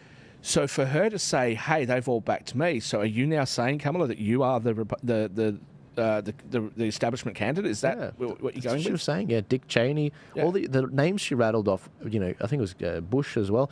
All these people were associated with the invasion of the Middle East. Yeah. And that's why I like that Trump brought up Afghanistan, because it was what immediately popped to my head when I heard those names, Dick Cheney and all of them, and George Bush. And I was like, oh, okay, well, that was a very good comeback from him. I think that that idea that she blamed him for Trump leaving them a mess and they haven't fixed it up in 3.5 years, but they can now. They can now. She's trying to have it both ways. It's like, well, do you defend and stand by Biden's, or not? And if you say yes or no, if you say no, then it's just like, well, why didn't you speak up? Why didn't you try and do X, Y, Z? If you thought he was in cognitive decline, then WTF. But if you do stand by it, then why can't you do it now? So she was kind of screwed either way, and that's what's really funny about the predicament she and the Democrats have put themselves in. And what she can't. The thing that's really interesting about this is Republicans and right-wing media, I expect, are just going to smash her on that all the way into the election. But the thing is that she's not actually the president. No, he's done a good job of making her the president, but she's not. So she actually can't really do some of the things that he's saying. She would actually require Biden to do it. So go wake Biden up or bring him back from the beach. But it's a powerful point, because he did what we said at the beginning. He tethered Biden's record to hers. Yeah. One thing I just want to say about Biden very quickly. He's been in politics in the United States for about 50 years, or 300 years according to him. Now, the United States has been around, I'm rounding these numbers, the United States has been around for about 250 years or so. It's about the same age as us. That means he's been involved in US politics for 20% of US history. Shocking. Isn't that incredible? Yeah, but no, he can do it. He can do this stuff now. Yeah. That he wasn't able to do before. No, and her too. I mean, she had a very fancy way and very efficient way of putting it. The fact that she's been on the public dime for her whole career. She said, I've only ever had one client. The people. And I thought, no, your only client was you, and no one even called you out on how you actually rose through the ranks of the corporate world, which I won't go into. But there's some very interesting stuff with George, Willie Brown as well, which has surfaced. Look, I want to just make a comment about her response to her values haven't changed. Right now, she's had a week or however long she's been practicing. She knew this was going to come up. fracking, you flip-flopped. Yeah, and the ABC reporter, Lindsay Davis, she did actually bring up a number of things that she flip-flopped on. I actually thought that Kamala Harris's answer was good. It was a good answer. It was a good response. But I don't think it's persuasive. I don't think people are going to be sitting at home going, yeah, like she flip-flops things. Oh, that was a good answer. Okay, I've changed my mind. I just think people are going to go either, yeah, cool, we're on a side, that's awesome, a great answer, or they're going to go, well, that just sounds like bull dust. And, that's just a politician double talking us. So, yeah, I again, on those issues, Donald Trump tends to own what he says and does, whereas she doesn't. And there seems to be people aren't even prepared to acknowledge, Democrats aren't prepared to even acknowledge that, okay, yeah, we've changed our position on things. Yeah. It was really interesting when a moderator, this was an unintentional thing, no doubt. One of the moderators, she was finishing up an answer and she said, that's why we need a president that will unify the country. And he's like, thank you, Vice President Kamala Harris. I thought that was one of the best points that Trump didn't make, that he was not involved in. They made it. It was hilarious because of the fact that you are sitting member. Also, I want to, before I forget, I want to mention that fact that he said that her father was a Marxist and her father taught her well. That was a great line. It was. I loved it. And especially when, if you think back, she had made a comment about, there was some sort of question that was asked about marijuana, and she goes, hey, I'm Jamaican, and this and that, and her father came out and went, hang on a minute, that's not what we do, and that sort of stuff. I thought that was pretty good. Is there going to be, I'm not sure, are you aware of whether or not there will be a vice presidential debate? I hope there will be. There usually is. I'm just keeping an eye out now, guys, because I can see Sean Hannity is sitting with Trump, but they haven't cut to that on Fox yet. But I'll keep an eye on that. But I'd be very curious to hear what his team and what the core people advising him are saying how that went. I always wonder what they say to each other in the breaks. Like we had 2 brief breaks on this, and I was just wondering, what they tell Kamala and what they tell Trump. Yeah, very interesting. We actually missed the beginning, but they had a handshake. Now, unless I misheard or misunderstood, Kamala Harris said in the CNN interview, or Dana asked her, they've never met. That was actually the first time, unless I've misunderstood things, that was actually the first time that they've met. That's amazing. And I found that incredible. Sorry, Rami. This is them meeting. This literally just came up as we were talking. He would end that war on day one or this debate extensively because they criticized the last debate extensively. Total coincidence. But it was very interesting. Yes, there are a number of issues that are tough to put into that format.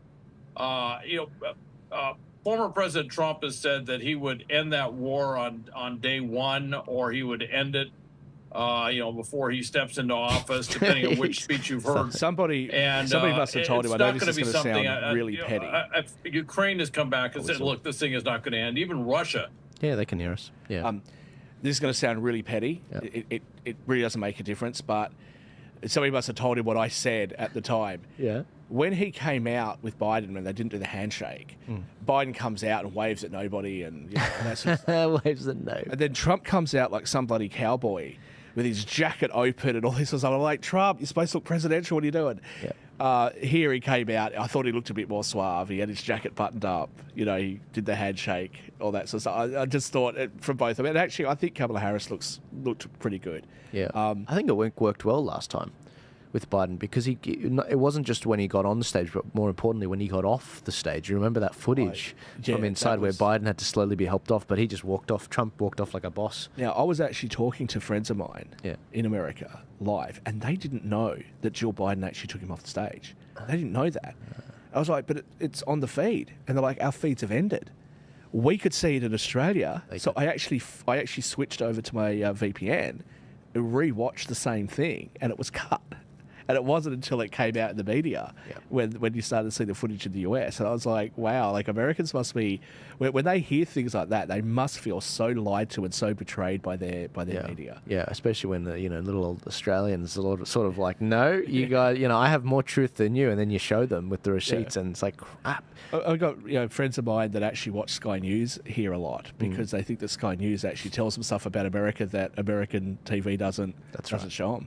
No, 100%. I think that's why Sky News Australia does so well on On YouTube, they do very, very well.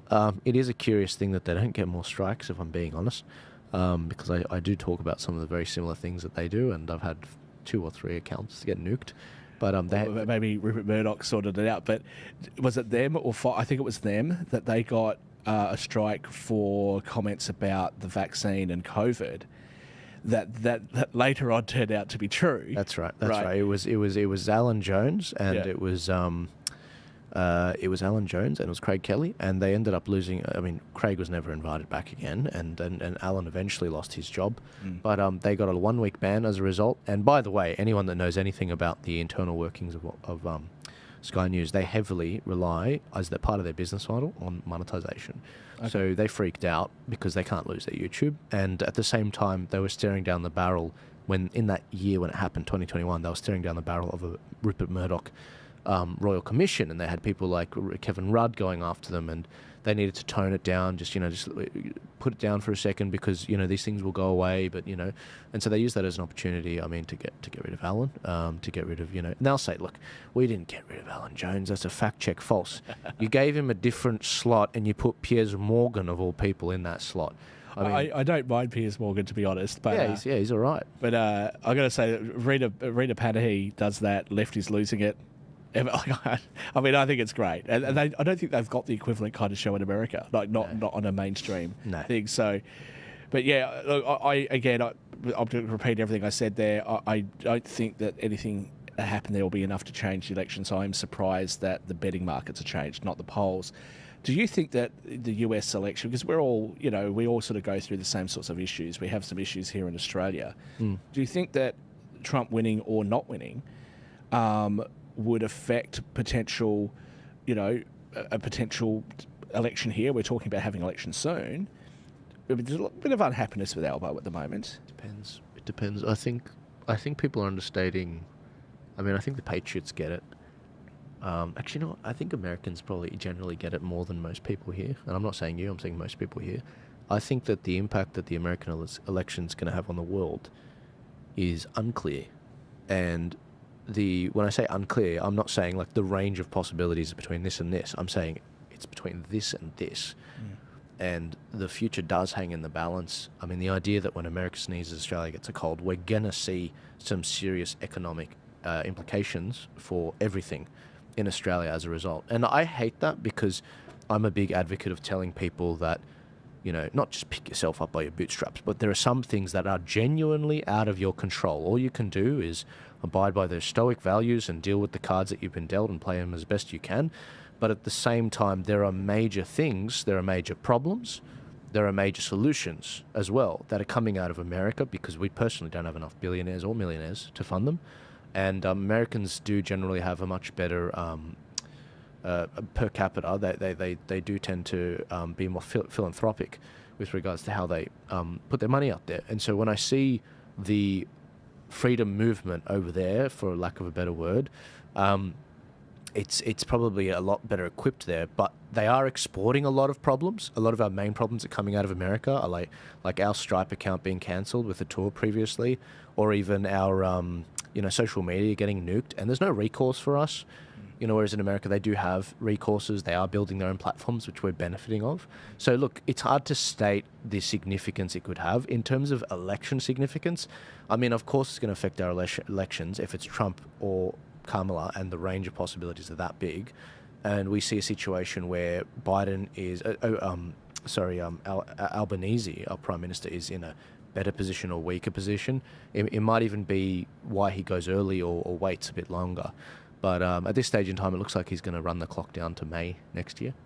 I think if you look at Brexit, there was a bit of a move towards the right. At the same time, roughly around about the same time, you're seeing Trump become the president. And around about the same time, you see ScoMo win the election that was, we're going to call him Chris Bowen. The unwinnable election. The unwinnable election. Yeah, that's right. From recently retired Bill Shorten. Yeah, funny guy. He said he had no regrets. Can I just say he had no regrets? and I was just thinking about that time with Arnold Schwarzenegger where he said, "I'm going to be the next Prime Minister of Australia." Sorry, that was pretty bad. The way that Arnold Schwarzenegger looked at him, it was it's just like But what we've seen is, I don't think that we've actually seen a push to the left. And I think that people, or the political pundits that say there's a push to the left, it's not really there. If I can say, look, the last election, right, it was pretty obvious that the Liberals were going to lose it here, right? Look, they've been there for 9 years. It's very hard to say, give us another 3 years to do what we haven't done in the last 9. That's a hard thing to do. Like it was Kamala. probably time for a change. Yeah. And things go in cycles. You have a look at the UK. The Tories have been there for quite a long time. I think that they've probably let down a lot of the people who voted for them that would never have voted against Labor any other time. Again, very obvious that they were going to lose. But is that a push to the left? Well, I would say no, because Albo only got in with like, was it 33% or something of the primary vote? So right. 7 out of 10 Australians didn't vote for him. And what's very interesting is that there is some quirks in the UK system. If you actually have a look at the raw numbers, the Labor Party didn't actually do that well. The Tories did terribly, but the Labor Party didn't actually do that well. There wasn't some massive increase in their support. So that doesn't indicate to me that the majority of people want to go to the left. Right. And I think comes down to you vote some people out. Yep. This is a very interesting situation in the US because it's a unique one. We've never seen two former presidents in our lifetimes or in recent history go against each other. We've never seen a debate between a president and a former president and a sitting vice president. It's a very unique set of circumstances. Yeah. And I'm not persuaded that the people that live in Western countries are actually moving to the left. But this election, I think, will highlight that. Yeah, it's going to be very interesting. I do hope there's another debate. I do hope that America can find its way out of the cultural malaise they've found themselves in. But at the same time, I am very encouraged because the anti-government sort of libertarian conservative wing are consolidating. I mean, we're seeing that with Tulsi Gabbard and Elon's Musk and also RFK Jr. I think the idea that they're coming together, and RFK, I just saw him yesterday come out and say, it doesn't matter which state you're in, vote Trump. Because previously he was saying in the safe states where it's going to be 100% Republican or Democrat, I can still vote for me there.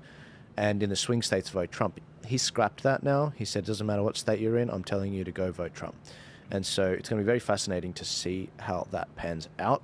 But it's good to see that they've had that come to Jesus moment with the right-wing movement, the anti-establishment left-wing movement, has basically turned a lot of people against them. And who knows, maybe people like Anna Kasparian will vote for Trump. You know, I've seen stranger... She may not admit it, but yeah, she might.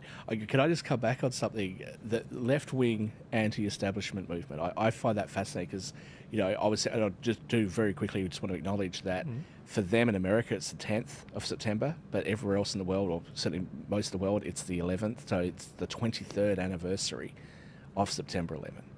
I'm surprised that wasn't actually brought up at some point in the debate because national security is an issue. Yeah, they usually do. Yeah. So when you have a look at...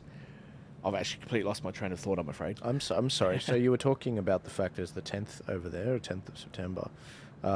But I was making the point about Anna Kasparian being the left-wing establishment. When you have a look at people that say that they're left-wing anti-establishment, now, largely because of September 11, Michael Moore made some documentaries, things like that. So when I was younger, I was kind of like, hey, I'm kind of anti-government. I don't want too much government control. And then all of a sudden, you know, you had things like the Patriot Act in America and all these sorts of things. And I kind of thought that a left position was he wanted less government. And now you've got people who are saying that they're on the... all of a sudden, I'm on the right. And then you on the left being anti-establishment, you're anti-establishment who wants more regulations and higher taxes. Have I missed something? Yeah, they've changed. They were bought out. That's when the switch happened, 2011. That's when it happened. You know, Obama was voted in by many of these people, like Tulsi, like Anna Kasparian, like all of these people that have flipped now. You know, probably even RFK, because they were voting for change. And when they realised that their vote led to the bombing of innocent people in the Middle East, these anti-war people were like, "That's it. I'm not voting for him." So a lot of them didn't vote in the next time. So we got less votes the next time. And so now we find ourselves with strange bedfellows on the right-wing movement. It's become more of an anti-establishment reactionary movement. But they were bought out in 2011. These big corporations, the long march through the institutions, really did reach the boardroom and really did come in with all these quotas, and they picked us apart like cotton candy. So Obama's debate performance wasn't the greatest, but she brought up the late, great John McCain. And I'm always fascinated when Democrats do this. They say, oh, you know, he was great. Colin Powell, fantastic. Really? Because at the time you didn't say that. At the time you went after John McCain. At the time you went after Colin Powell. And Michael Moore, in his movie, says that Colin Powell went in and misled the Security Council. I believe it was the ABC, it could have been a different media outlet here, that did that documentary on what things were known by intelligence agents in Australia, and some of those agents said, well, we were looking at that satellite footage and going, wait, that's not what that is. So at the time, Democrats weren't saying anything nice about Colin Powell, but now that Colin Powell's not in politics anymore, they're all saying, well, we want there to be a return to the GOP, to the normal GOP. Yeah. No, you don't. You're not going to vote for him. That's right. Yeah, with McCain, with Romney, it was a very nice face version, and they attacked him. They called them racist. They insinuated, Obama, when he couldn't get bills passed, he insinuated the Republicans there, including those ones who were racists. And the Republican Party, this was the big lesson out of 2016, they then elected someone that would punch back, because it was the left that did that. And I really felt Trump could have hammered that home a bit more. You guys were the ones, historically, that actually did this. You are the reason why this country can't come together, and we've had 3.5 years of you guys in leadership. So everything you're saying right now is null and void because you haven't done it. Yeah, we're not to play the devil's advocate, because it sounds like I'm just being a Trump, Trumpy supporter. But look, this debate at other times, it's like, well, Democrats, you've done this, and then the Democrats come and go, no, you did that, and it's like, well, you guys in year 3? Yeah. No, it's you. Well, you said, well, I know you are. So what am I? I mean, what are you going to do? I mean, I don't know. I'm going to tell you, it's the first time I'm going to say something like this, but if I was American after watching this, I think it would be very difficult for me to vote for Kamala Harris. Yeah, I really do. Yeah. And I don't think that I'm so out of touch with people that there's the majority of Americans are going to vote for her. Yeah, especially when he rightly points out that he had 75 million votes or 76 million votes or something, and Biden had 81, if we believe that. But there's no evidence yet that's not true. Don't get me started on that. Well, that's a whole new show. But that's he did have that many votes. Going back to that, the figures were that if he got more than 63, he wouldn't lose. Is she going to have 70, 80 million votes? Is that what we're expecting? I just can't see it. I don't think the turnout's going to be there for either of them at that level. But I just don't see people being that enthusiastic about it.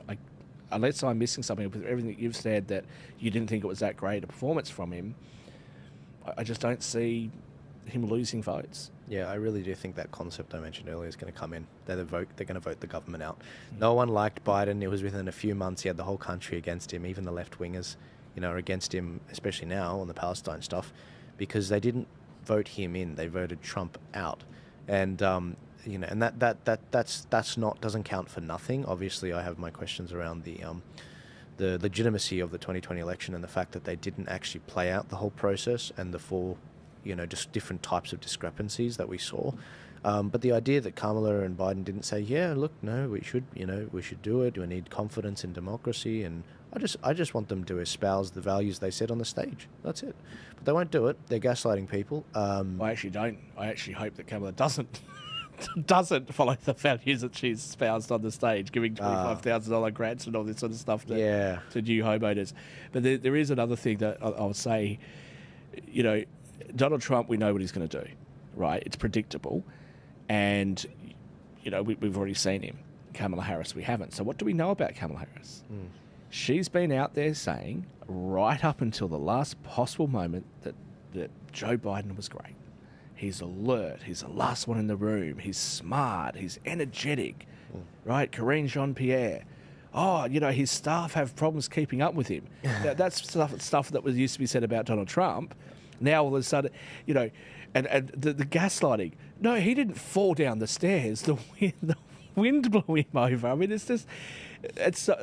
think that there's a credibility problem there. Democrats will say, but Trump lies all the time. Yeah, fine, whatever. Yep. The fact of the matter is that you guys won't even admit or acknowledge anything. And what you're asking Americans to do is to put trust in Kamala Harris, who's basically lied to everybody for years about the condition of Joe Biden. And she was asked by a reporter at one point, I think it was an ABC reporter, who said, would you, if the situation was bleak enough, would you actually invoke the 25th Amendment? And she sort of tried to evade the question and said, well, yeah, I guess. And also, look at the last handful, the Justice Smollett thing, look at the things that have happened over the last few years. It's just, again, people will vote for her if they're going to... I think the people that will vote for her would have voted for the Democrats no matter who they put up. Yeah. I don't see other people being enthralled. I could be wrong. Most of my political predictions are, but... No, most of mine are correct. The only one I got wrong was the 2020. That was the only one. All the Aussie ones have been right. The American ones are right. It was just that 2020. Did you get 16 correct? I got 16 correct. Did you? No, I did. I didn't. I was so disillusioned. I'm not an American. It's so funny. I was so disillusioned with the country I've never been to that I followed their political process as a hobby. I was disillusioned with the way that Bernie was treated. Obviously, I heard everyone's assumption that Trump was gonna lose. But I thought, look, I don't know, because it just seems as though I couldn't see those Bernie people getting out and voting for Kamala, for Hillary, white Kamala. But you're absolutely correct, because Bernie supporters, I think, have every right, or had every right, to feel ripped off by that process, because you had, I think it was Washington State, I may have the state wrong, where their votes were overridden by delegates and superdelegates. Yeah. So, you say you're following democracy. Yeah. Your party's called the Democrats. Yeah, that's not flying. Right. Yeah. Also, Democrats, because their political process is just so bruising. Yeah. I'd hate to run for politics there or anywhere, but especially there. Yeah. But they spent all this time, Democrats, telling everybody how terrible Hillary Clinton was, and then all of a sudden, you've got to vote for her. Hang on a minute. So, of course, that was going to be off-putting, but I didn't see Donald Trump winning it. I got that one really wrong. Right. That's the thing with this. You don't have an open convention. You install this new candidate. People, including Democrats, were not happy about that. They were concerned about it. You've ignored that. And what has happened? Democrats were talking about whether or not maybe they should replace her on the ticket under Biden. She's not popular. She's not well liked. She had terrible approval ratings, and then overnight she's a superstar. Yeah. How could there be that seismic shift in attitudes? I don't think there is. I think media's exaggerating it. I think we're being lied to. Yeah. And that's why I don't think she'll win. Yeah. I think with Bernie, just to close that part off, I think that the reason why we saw 10% of Bernie Sanders voters end up voting for Trump in 2016 was the fact that these people were more enthusiastic about Bernie than they were about I almost said Kamala Harris, Kamala Clinton or something, white Kamala Harris, and I just felt that the people that get things done weren't going to show up and do the work. We've seen similar situations more recently in Australia. To take America out of it, this as a case study, in New South Wales, we saw members vote in democratically for Liberal members, not just for council. There are 140 for council, but also we saw it in the 2022 federal election. We saw 13 seats where they had their candidate ready to go. There was no proper primary that ended up being held. There were people that were parachuted into these 13 seats in the last federal election for women candidates to fix the perceived women problem in the Liberal Party, and they lost all of those seats except one. And that same thing happened in local councils recently, which is why people are probably wondering why Joel backs the Greens and Labor. It's not because I like them. It's because there's literally no one else on the ballot, because the Liberals failed to submit 140 candidate sheets, including about 25 that were sitting councillors. And so you know, when you see that, do you really think the people that were supporting those democratically pre-selected people or primaried people, do you think that they're going to show up for the captain's picks like in 2022? And they won't. And so I saw that these are the movers and shakers. They were the enthusiastic ones under Bernie, and there needed to be a come to Jesus moment with you know, he should have been her vice president. That should have been what was the ticket. It didn't happen. And they used the super delegate system rather than him getting a lot of the delegate votes, and 16 million votes as well, you know, from voters in all these primaries. And the super delegates, they had this stupid constitution for the Democrats, so they just overrode it. And so I saw that firsthand. And I was like, so look, she should have been his VP, or he should have been hers, because because the Democrats put themselves in a hole. You can't go from a black guy and then bypass the woman to go to a white guy, right? So what could they? It was an enormously difficult position for them. But just to your point there about Greens and Labor. Now, I've never voted for the Greens. I would be comfortable saying I cannot imagine ever voting for them. I've never voted for the Labor Party. I could. That's certainly possible. I haven't as yet. But in a situation where those parties are doing things that I'm not happy with, where I don't agree with them, but my own parties, like the Liberal Party's just doing something, or the Nationals, but I don't vote, I don't live in their areas. If the Liberal Party's doing something and I'm just really unhappy about it, I think, and it's just me, I think I'd rather not vote. I think I'd rather cop the fine. Yeah, a lot of people do that. Yeah, because that's right. Because I can't vote. I can't vote in something I don't like as a protest against what I think is my party's, the parties I support, not doing the right thing. Yeah, and look, there are some areas where if that was an option, we would do that. But unfortunately, one, that's illegal. Like in terms of, I can't advertise a how to vote card to do that. People can vote. And they'll just cop the whatever fine, $55 or $200 fine. But on top of that, I don't want to encourage a culture of not voting, because we'll end up like the UK, where 58% of the population that's eligible to vote end up voting. So we have like 40% that aren't voting, and they've got only themselves to represent, even when they have a viable option. I don't like that culture being established. I see where you're coming from. Yeah, but it's a movement. But I think a no vote is a vote. If you're forced to vote, you go down there and you put a blank ballot in. That says something to them as well. Yeah. Right. Yeah. Like the state election in WA, where the Liberals lost everything. Right. I mean, they lost my area, and when I was living in Perth, it's a blue area. It's a blue ribbon area. I can understand why they lost, but it was such a catastrophic loss for the Liberals. And honestly, I'm so glad that I wasn't living in Western Australia at the time, because I have no idea. I couldn't possibly have voted for the Liberal Party at that moment, but I just couldn't vote for the Labor Party. Yeah, that's at that time either. I think there should be a box. I think having mandatory voting is good.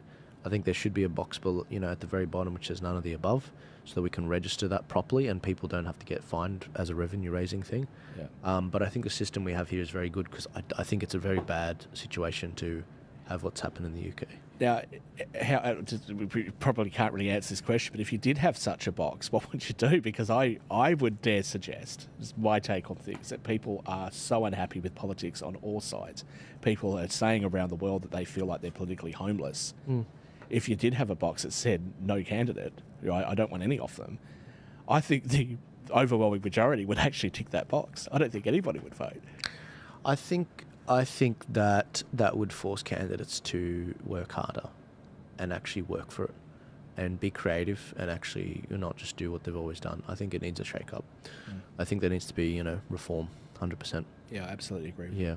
But with that said, I think we should probably wrap it up for our audience. If you're part of the handful of people still watching, it's probably not. It's probably more like, it's probably dropped from 1,000 to about 400. We've bored everybody to death, have we? No, not at all. I think the clips will do very well.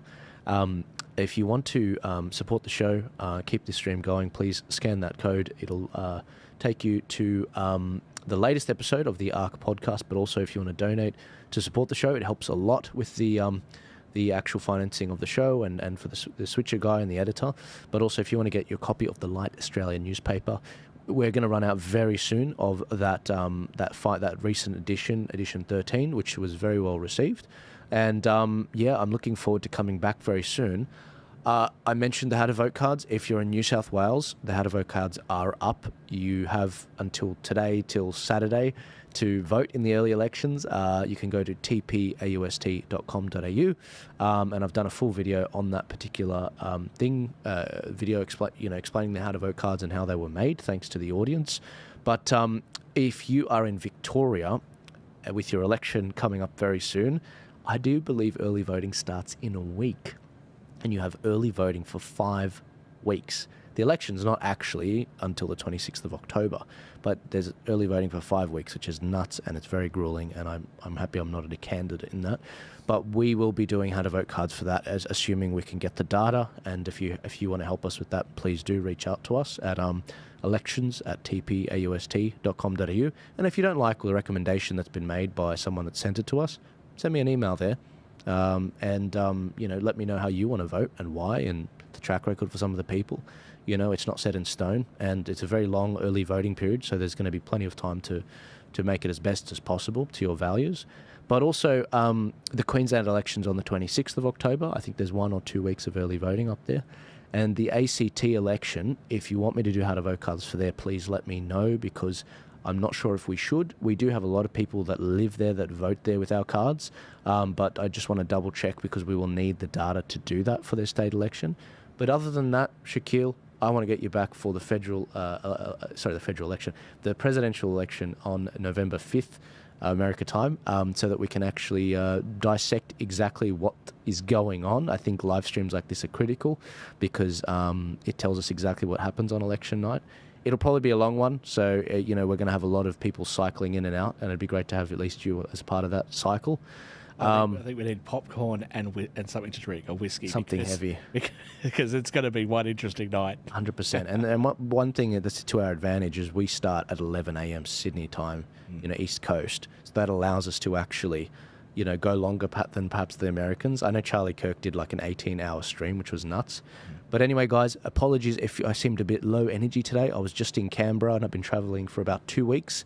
Very tired, very sunburnt, and I'm not sure if any kind of weapon was actually used against me when I was in Canberra, like last time when we did the Canberra protests, and they used those LRAD sound things, wave things on us. But I will let you guys go. And by the way, it's not a conspiracy theorist. That is not a conspiracy theorist.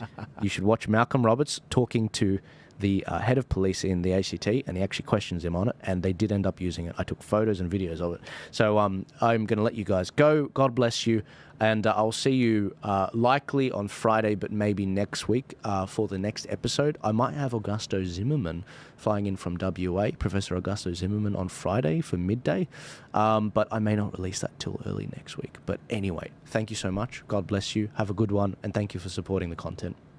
Ciao.